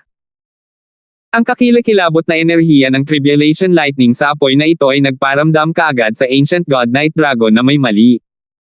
Kakrak! Ang violet silver Tribulation Lightning Flame ay sumabog sa kaluluwa ng Ancient God Knight Dragon. Napakalakas ng pag-atake ng kaluluwa. Napasigaw ang Ancient God Knight Dragon sa gulat. Mas lalo niyang naramdaman na may mali sa sitwasyon. Sa sandaling ito, bigla niyang naramdaman ang isang malakas at marilag na enerhiya. Sinaunang Diyos. Ang mga salitang ito ay biglang lumitaw sa isip ng Ancient God Knight Dragon. Pinili ni Francis na ihinto ang pagtatago ng kanyang lakas. Ding! Bang bang! Ang pag-atake ng Ancient God Knight Dragon, na pinahina ng space-time robe, ay bumagsak sa katawan ni Francis at nagdulot ng ilang arko ng kuryente. 5 elemento ng Tribulation Lightning Palm. Matapos matanggap ang pag-atake ng Ancient God Knight Dragon, natipon ni Francis ang Tribulation Lightning Energy at nagpakawalan ng napakalaking palad ng makakapal na 5 kulay na kidlat. Napakalakas ng pag-atake. Ito ay hindi mas mahina kaysa sa karaniwang sinaunang Diyos. Ang Ancient God Knight Dragon ay nanginginig ng wala sa sakit na bumagsak sa kanyang kaluluwa, at ang kanyang mukha ay lumibot sa gulat. Violet Void.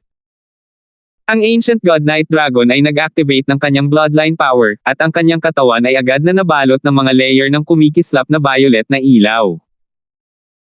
Ang palad na ito ay ang tunay na pag-atake ni Francis, at ang Ancient God Knight Dragon ay kailangang harapin ito ng buong lakas. God Eye Disintegration.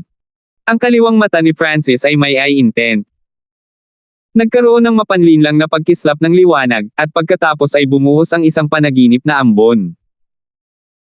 Ang mga kumikislap na violet na ilaw sa paligid ng Ancient God Knight Dragon ay biglang lumabo at pagkatapos ay naglaho. Ito. Paano? Ang mukha ni Ancient God Knight Dragon ay nababalot ng takot at pagkalito. Ang kanyang secret defensive bloodline technique at ang lakas na ibinuhos niya dito ay parehong naglaho. Boom! Hiss! Dumagundong sa kanya ang 5 kulay na kidlat na palad na may nakakatakot na pisikal na kapangyarihan ng Tribulation Lightning. Sa Illusion Space Violet Domain Array, bahagyang napigilan din ang space intent ng Ancient God Knight Dragon. Alam niyang hindi siya makakaiwas, kaya kumuha siya ng dekalidad na Divine Artifact. Boom! Bang! Ang sinaunang God Knight Dragon ay nag-activate ng Divine Artifact sa pinakamataas na lawak nito. Isang mataas na kalidad na banal na artifact. Naningkit ang mga mata ni Francis. Batay sa kung ano ang maaaring obserbahan ng kanyang Diyos na mata, ang banal na artifact na ito ay hindi masyadong mahusay, ngunit halos hindi ito lumampas sa threshold sa mataas na kalidad. God-Eye Disintegration. Nakatuon ang kaliwang mata ni Francis sa dekalidad na defensive divine artifact na ito. Bees. Isang layer ng mapangarapin na ambon ang bumaril pasulong. Ang divine artifact sa kamay ng ancient god Night Dragon ay biglang nawala ang kinang nito. Anong nangyayari dito? Halos malaglag ang mga eyeballs ng sinaunang god Night Dragon sa kanilang mga socket. Noong ginamit niya ang kanyang defensive bloodline technique, ang lakas sa loob nito ay hindi maipaliwanag na naglaho. Ngayon, bumababa na rin ang enerhiya ng divine artifact sa kanyang kamay. Boom! Hiss! Gayunpaman, walang oras para matigilan siya dahil ang pag-atake ni Francis ay bumabangga na sa divine artifact. Kahit na nabawasan ang kapangyarihan ng defensive divine artifact, nagawa pa rin nitong harangan ang pag-atake ni Francis. God-Eye Disintegration. Itinuon ni Francis ang kapangyarihan ng God-Eye Disintegration sa isang partikular na mahalagang bahagi ng divine artifact. Sa isang iglap, lahat ng disintegrative power ay nagtagpo sa lugar na iyon. Siya! Isang manipis na bitek ang lumitaw sa mataas na kalidad na banal na artifact. Sa isang iglap, ang enerhiya ng 5 elements Tribulation Lightning Palm ay nag-charge sa mahinang lugar na iyon. Ang mapanirang katangian ng sagupaang ito ay halos naging sanhi ng pagbaba ng kalidad ng banal na artifact na ito sa karaniwang kalidad. Boom! Bang! Ang natitirang lakas sa pag-atake ni Francis ay nagtapon ng Ancient God Night Dragon hanggang sa gilid ng Illusion Space Violet Domain Array. Heaven Engulfing Palm. 5 Elements Tribulation Lightning Palm. Ipinagpatuloy ni Francis ang pag-atake na nagbigay ng pagkakataon sa Ancient God Night Dragon na makahinga. Damn! Itong batang ito. Masyado siyang kakaiba. Ang violet na katawan ng sinaunang God Night Dragon ay napakadilim. Nawala na siya sa pagkakataong ito.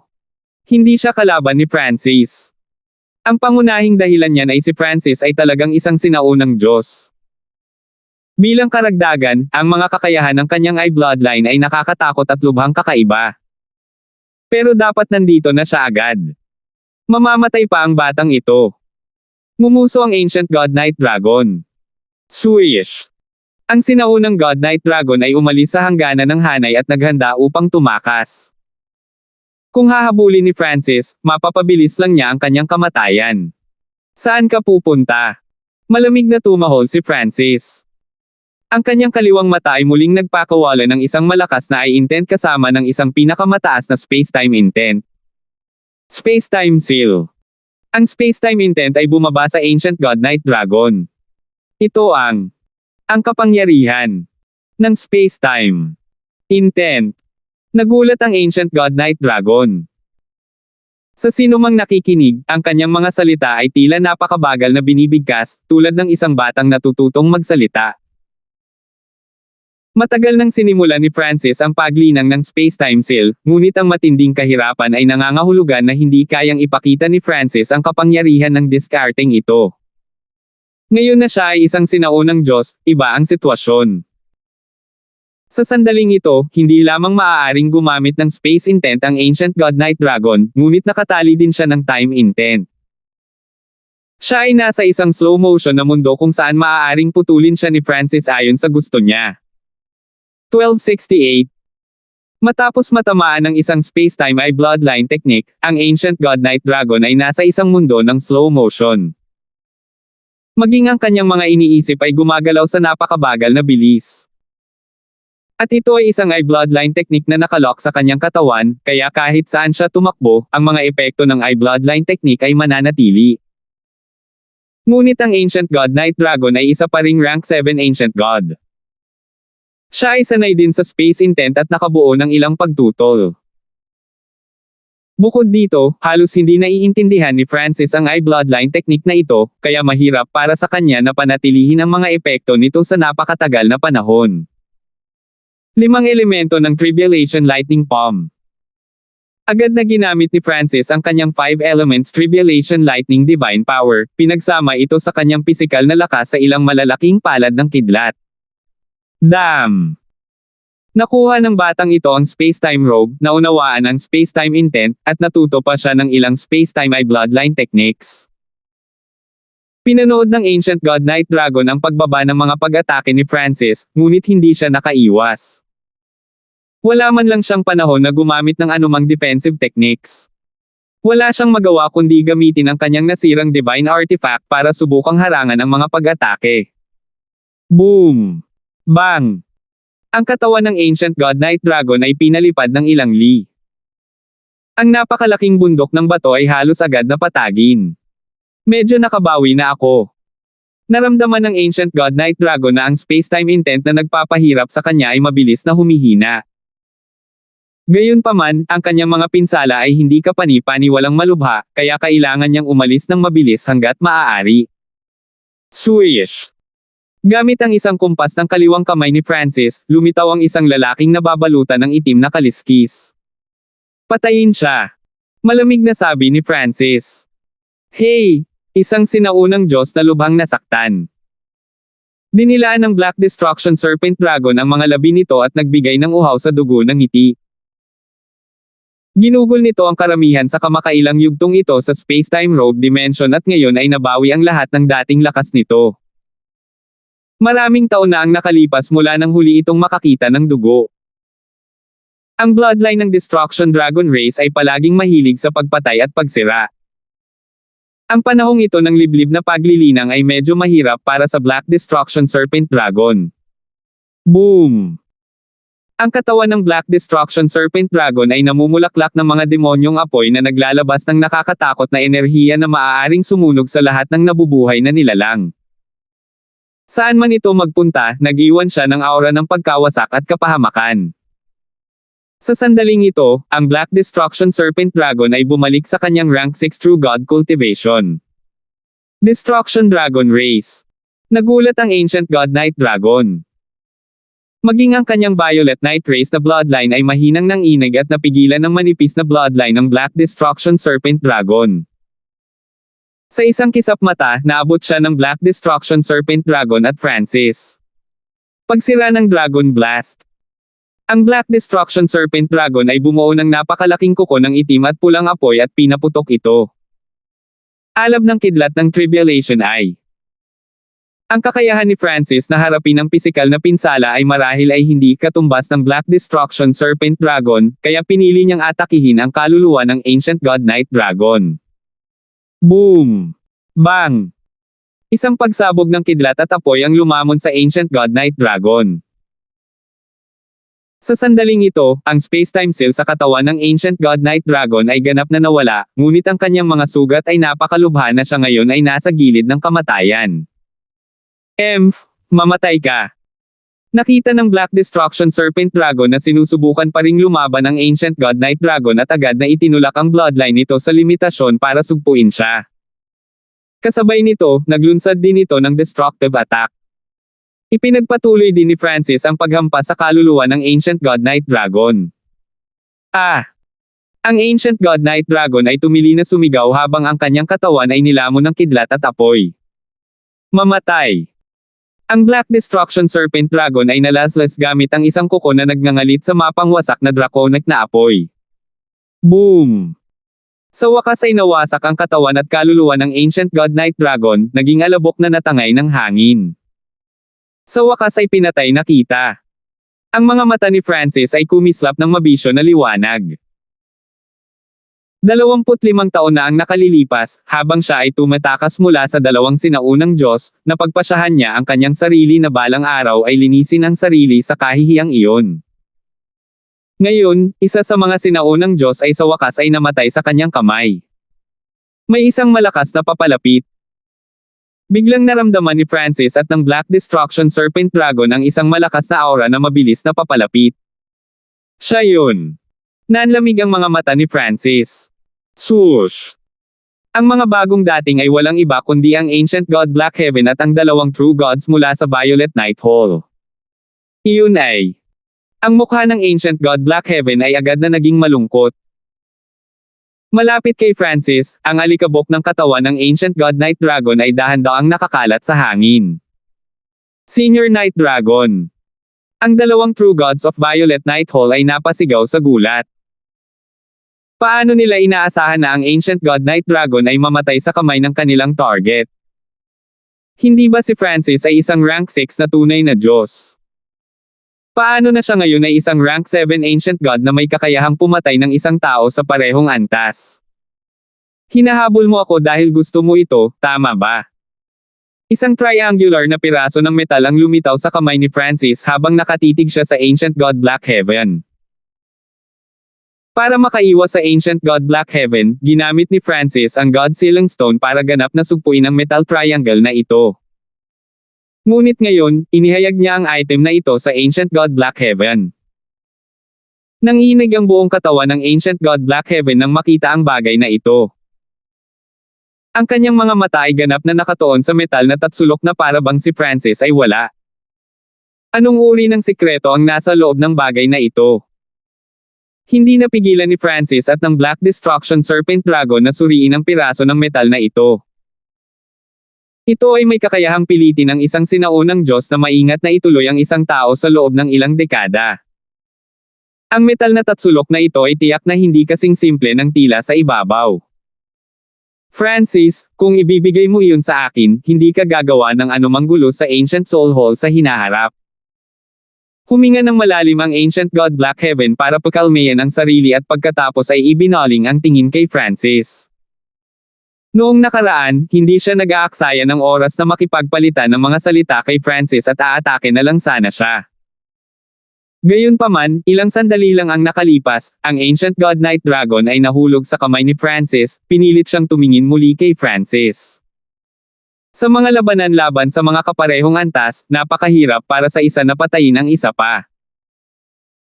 Sa kabila noon, si Francis ay naging isang sinaunang Diyos pa lamang at kayanan niyang pumatay ng sinaunang Diyos ng Violet Night Race. Bukod dito, si Francis ay mayroon ding itim na Serpent Dragon na may bloodline ng Destruction Dragon Race. Kahit na ang Ancient God Black Heaven ay may dalawang rank 5 True Gods ng Violet Nightfall sa kanyang tabi, sila ay ganap na walang silbi. Kung ang kanilang dalawang panig ay maglalaban, ang Ancient God Black Heaven ay walang alinlangan na ang The Shadow. May sinabi ba ako tungkol sa pagpapaalis sa iyo? Hindi mapigilan ni Francis na mapangiti. Hindi makontrol ni Francis kung iiwan siya ng Ancient Soul Hall, ngunit alam ni Francis na hindi niya pababayaan ang Ancient God Black Heaven. Ikaw. Nais siyang pagbabantaan ng sinaunang Diyos Black Heaven. Gayunpaman, si Francis ay isa na ngayong pangunahing disipulo ng espiritual na lahi, isang henyo na direktang naging isang rank 6 True God at pagkatapos ay naabot ang antas ng sinaunang Diyos sa isang maikling taon.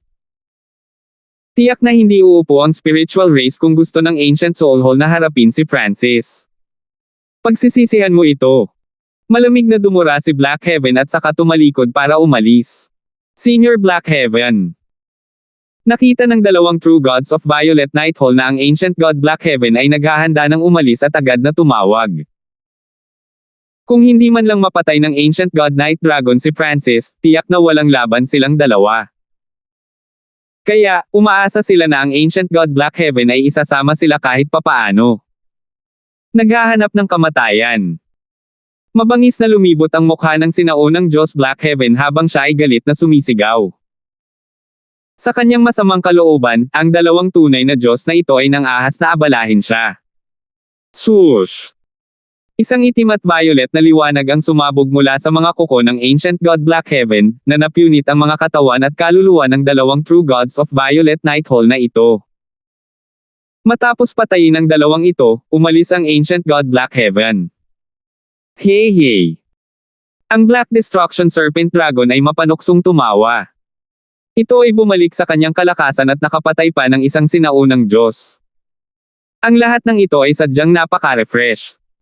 Iiwan ko siyang buhay sa ngayon. Tumango si Francis.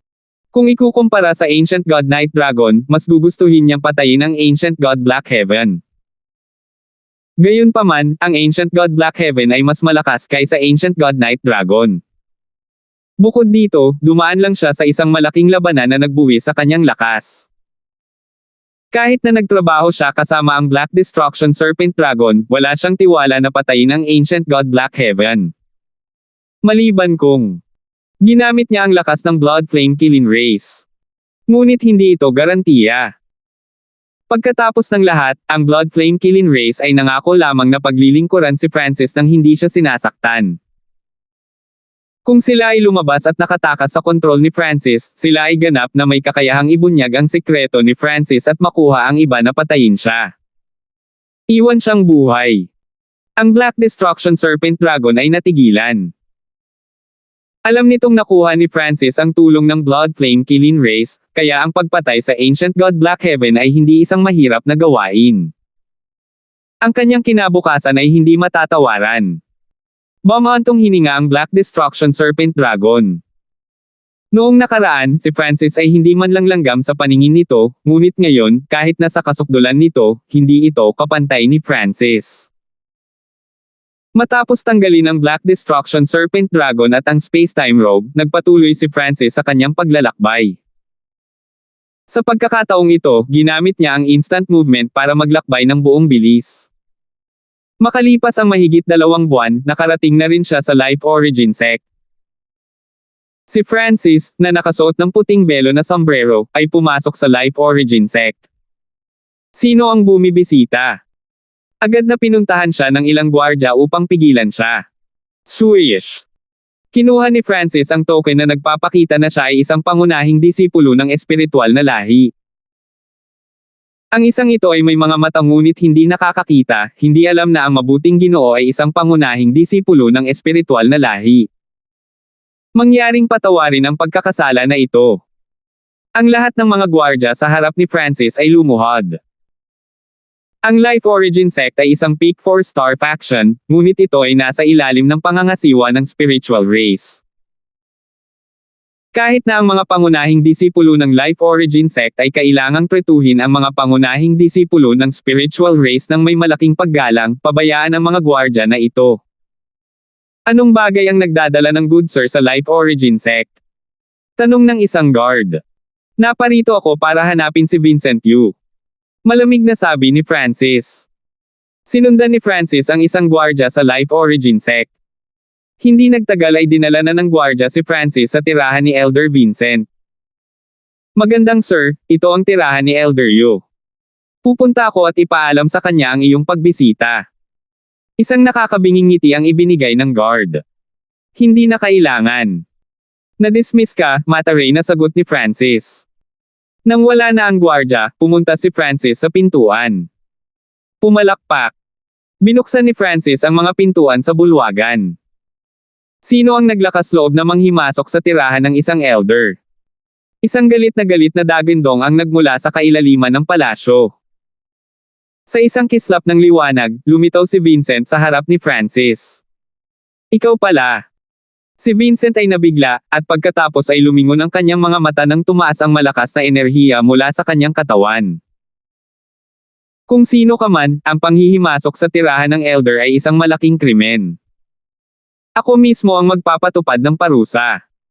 Matuwid na idineklara ni Vincent.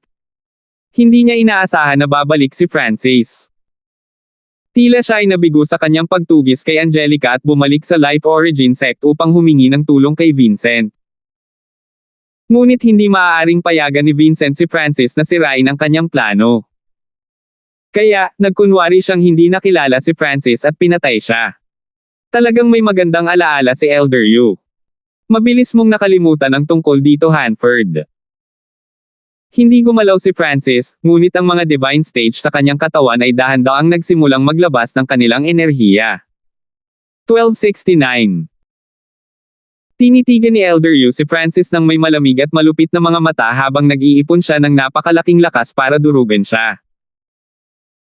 Gayunpaman, sa sandaling ito, ang katawan ni Francis ay nagpakawala din ng napakalaking enerhiya. Rango 6 na tunay na Diyos. Sa sandaling ito, matalas na nararamdaman ni Elder Yu ang antas ng cultivation ni Francis. Ngunit paano ito mangyayari? Si Francis ay dumating sa Life Origin Sect bilang isang quasi-god lamang. Paano na siya ngayon ay isang rank 6 true god? Zhao Feng. Pwede bang? Tila may naisip si Elder Yu, at namula ang kanyang mukha sa sobrang pagkabigla. Nang dinala ni Francis si Hana sa lugar na ito, narinig lang ni Elder Yu na binanggit ni Hana ang pangalan ni Francis ng isang beses o dalawang beses. Noong panahong iyon, si Francis ay hindi gaanong mahalaga kaya hindi naisip ni Elder Yu na makikita niya si Francis sa hinaharap. Dahil dito, hindi siya mapakali na maalala ang pangalang ito. Matapos paalisin si Francis, nanatili si Elder Yu sa loob ng bahay, masyadong abala sa sarili niyang mga gawain para mag-alala tungkol sa iba, ngunit paminsan-minsan ay nakakarinig siya ng ilang balita tungkol sa ilang henyo Francis. Hindi kailanman iuugnay ni Elder Yu ang henyong ito na si Francis sa taong ipinadala niya sa espiritual na lahi upang maging isang alagad ng manggagawa, ngunit ngayong ipinakita ni Francis ang kanyang rank 6 True God cultivation, paanong hindi niya maintindihan ang nangyayari? Bakit nagmamadali si Elder Yu na patayin ako? Walang pakialam na tanong ni Francis. Nasa kalagitnaan ako ng pag-iisa nang may biglang gumambala sa akin. Umakyat ang galit sa aking ulo, kaya medyo nagmamadali akong kumilos. Kuya Hanford, mangyaring huwag kang magalit. Pinusil ni Elder Yu ang isang napakapangit na ngiti. Wala siyang sama ng loob kay Francis, at kahit na ngayon lang siya nagpakita ng intensyong pumatay, hindi niya talaga inatake si Francis. Bilang karagdagan, si Francis ay nakapasok lamang sa espiritual na lahi sa pamamagitan ng kanyang tulong.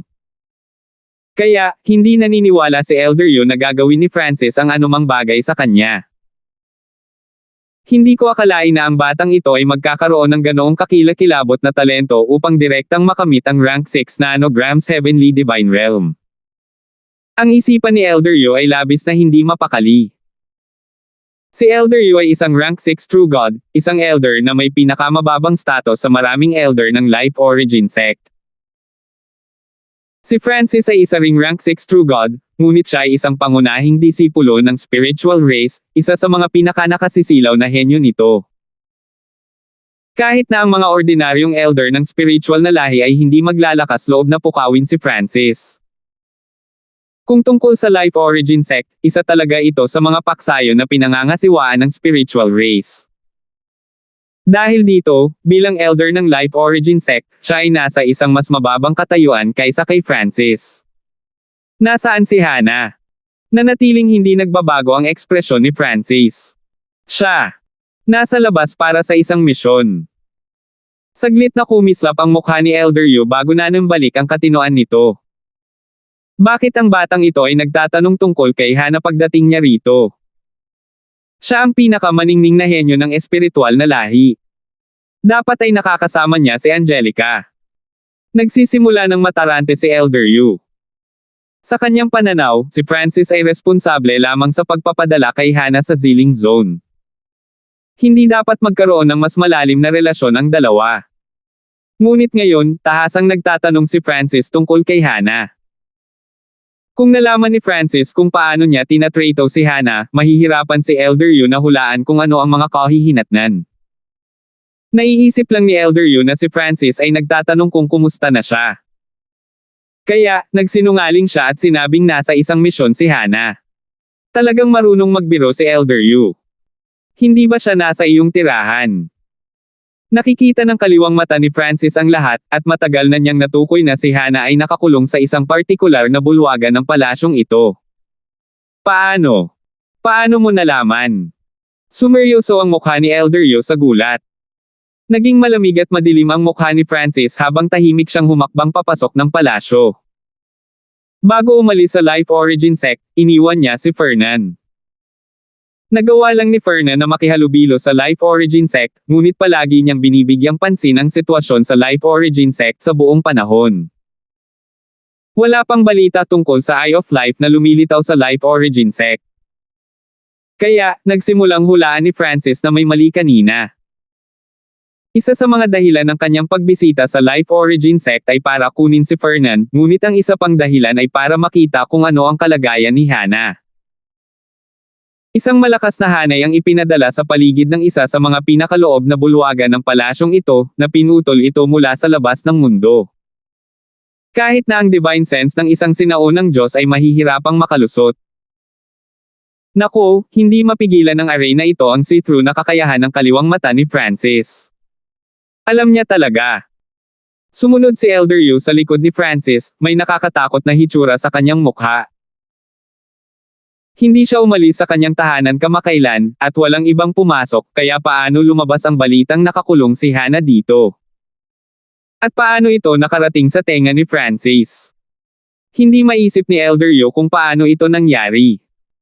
Pagdating sa selyadong bulwagan, iniunat ni Francis ang isang kamay. Swish! Isang tidal wave ng pisikal na enerhiya ng kidlat ang dumagundong pasulong. Ang walang katapusang tribulation lightning ay sumabog sa hanay. Kumapit ka. Basag. Isang crack ang lumitaw sa lugar na inabot ni Francis. Sinuntok ni Francis. Pumalakpak. Ang hanay ay sumabog sa hindi mabilang na malakristal na mga bitik ng liwanag na nakakalat sa mundo. Paano kaya ito? Walang sino mang mas mahina kaysa sa isang sinaunang Diyos ang dapat masira ang hanay na ito. Pakiramdam ni Elder Yu ay siya ay tinamaan ng kidlat. Sa sandaling nabasag ang hanay, bumukas ang pinto sa bulwagan, at bumaril ang nakaberdeng si Hana. Francis. Hindi alam ni Hana kung paano nabasag ang array, ginamit lamang ang pagkakataong ito para makatakas, ngunit sa kanyang pagtataka, ang unang taong nakita niya ay si Francis. Si Hana ay agad na na-freeze sa lugar, ang kanyang madilim na berdeng mga mata ay nababalot ng maulap na ulap. Wala na si Hana ng kanyang walang muwang at magiliw na mukha. Napalitan ito ng haggard at packed expression. Biglang bumao ng malambot at pinong katawan niya sa dibdib ni Francis. Dahil man sa sobrang hirap siya nitong mga nakaraang araw o dahil sa sobrang saya niya, nagsimulang umiyak si Hana, ang kanyang malakristal na luha ay bumasa sa damit ni Francis. Anong nangyayari dito? Mahinang tanong ni Francis, hindi siya tinatanggihan. Pinananatili niya akong nakakulong dito at sinubukan akong hikayatin na maging kanyang kasama sa paglilinang. Pagkatapos ay sinabi ni Hana kay Francis ang lahat ng nangyari pagkatapos niyang umalis. Sa nangyari, sa sandaling umalis si Francis, ikinulong ni Elder Yu si Hana sa bulwagan na ito at sinimulang hikayatin siya na maging kanyang kasama sa paglilinang. Tumanggi si Hana na sumang-ayon, na nangangahulugang hindi na siya umalis sa bulwagan na ito mula noon. Bilang karagdagan, kailangan ni Elder Yu ng aktwal na kasama sa paglilinang, hindi isang papay. Dahil dito, wala siyang ginawang masyadong out of line, palagi lang siyang sinusubukang hikayatin siya. Hindi niya gustong masyadong galit si Hana sa kanya. Pagkatapos ng lahat, kapag pumayag si Hana, ang kanyang Eye of Life ay magbibigay sa kanya ng magandang kinabukasan. Si Elder Yu ay maaaring sumunod at umakyat ng mas mataas at mas mataas. Kuya Hanford, taos puso kong mahal si Hana. Wala akong ginawa sa kanya. Nakita ni Elder Yu na may kakaiba sa mukha ni Francis. Iniipon niya ang kanyang lakas ng loob, sinabi niya, kung mahal din ni Brother Hanford si Hana, maaari mo siyang isama. Sa espiritual na lahi, hindi na magtatagal si Hana upang maging eksperto. Nang makitang natatakot si Elder Yu kay Francis, pinunasan ni Hana ang mga luha sa kanyang mga mata at iniwan ang mainit na dibdib ni Francis. Francis, nakilala mo si Angelica? Direktang tanong ni Hana. Sa kanyang pananaw, tiyak na nakilala ni Francis si Angelica at nakakuha ng mahusay na katayuan habang siya ay naroon. Kung hindi, bakit matatakot si Elder Yu kay Francis? Paano mo siya gustong hawakan? Tumango si Francis at itinuro si Elder Yu. Sa oras na ito, binigyan ni Hana si Elder Yu ng malamig at masakit na tingin. Bahagyang napangiwi si Elder Yu. Ang mga salita ni Francis ay nagpalungkot sa kanya. Kahit na siya ay isang elder ng Life Origin Sect, mukhang handa si Francis na hatulan kung siya ay nabuhay o namatay. Puluhin natin ang kanyang cultivation, diretsyong sabi ni Francis. Alam niyang mahihirapan si Hana na magkaroon ng anumang pagnanais na patayin si Elder Yu. Kuya Hanford, nakapasok ka sa spiritual race dahil tinulungan kita. Namutla si Elder Yu at agad na nagsimulang magprotesta. Sa ancient desolate realm of gods, kahit na ang kamatayan ay mas mabuti kaysa sa pagkakaroon ng baldado ng isang tao. Hindi nagbago ang hitsura sa mukha ni Francis habang dahan-dahan siyang humakbang patungo kay Elder Yu. Francis, huwag kang masyadong mauna. Maaaring mas malakas ka kaysa sa akin, ngunit imposibleng pilayin mo ang aking cultivation. Bukod dito, ito ang Life Origin Sect, at isa ako sa mga elder nito. Nakita ni Elder Yu na hindi gumagana ang malambot na diskarte at agad na naging matigas. Dati kang miyembro ng Spirit Grass Gate, ngunit hindi mo tinulungan si Hana o tumulong na buhayin ang Spirit Grass Gate. Sa halip, iniisip mo lang ang tungkol sa iyong sarili. At isa pa, tumingin ka sa salamin. Sa tingin mo ba ay makakapantay mo siya? Naiinis na tinitigan siya ni Francis. Nakita ni Elder Yu na ang isipan ni Francis ay nakatakda na at halos imposibleng magbago. Kahit na kailangan kong umalis sa Life Origin Sect umalis sa Ziling Zone, hindi ko hahayaang mapilayan mo ang aking cultivation. Ang mukha ni Elder Yu ay naging maayos. Sa kanyang rank 6 True God cultivation at status bilang isang doktor, maaari siyang pumunta sa anumang iba pang zone at mamuhay ng maayos sa anumang random na 4-star faction. Thuish. Agad na tumakas si Elder Yu. Hindi ka maaaring tumakbo. Sa isang malamig na singhot, si Francis ay nagbagong anyo ng isang kidlat at hinabol si Elder Yu. Bramble Binding. Nagpadala si Elder Yu ng isang stream ng dark green divine power.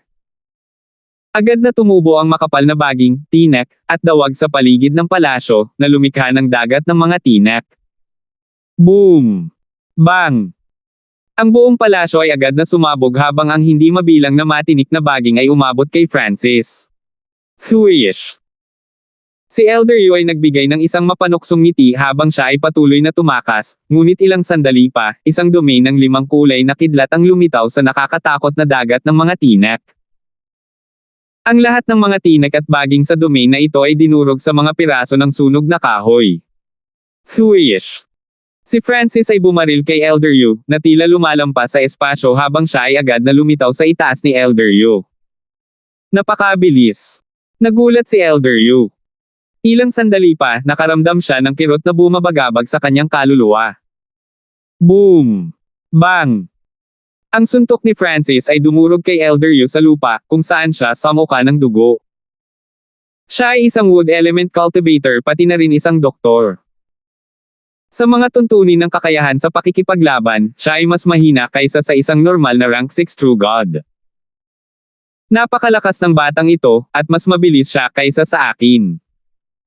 Alam na ngayon ni Elder Yu na hindi siya katapat ni Francis, at hindi rin siya makakatakas. Whoosh!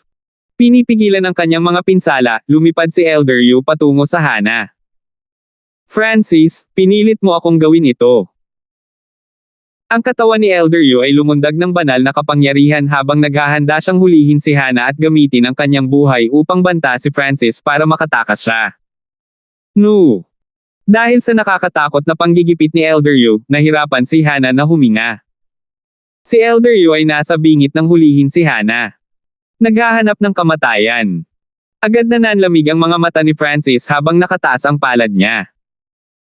Isang talon ng 5 kulay na kidlat ang lumampas sa kalawakan at tinaga si Elder Yu sa kanyang mga hita. Ang kanyang katawan ay halos maputol sa kalahati, si Elder Yu ay napaungol sa sakit habang ang kanyang napakalaking aura ng enerhiya ay agad na bumagsak. Sa sandaling ito, ang malalakas na alon ng enerhiya ay nagmula sa paligid.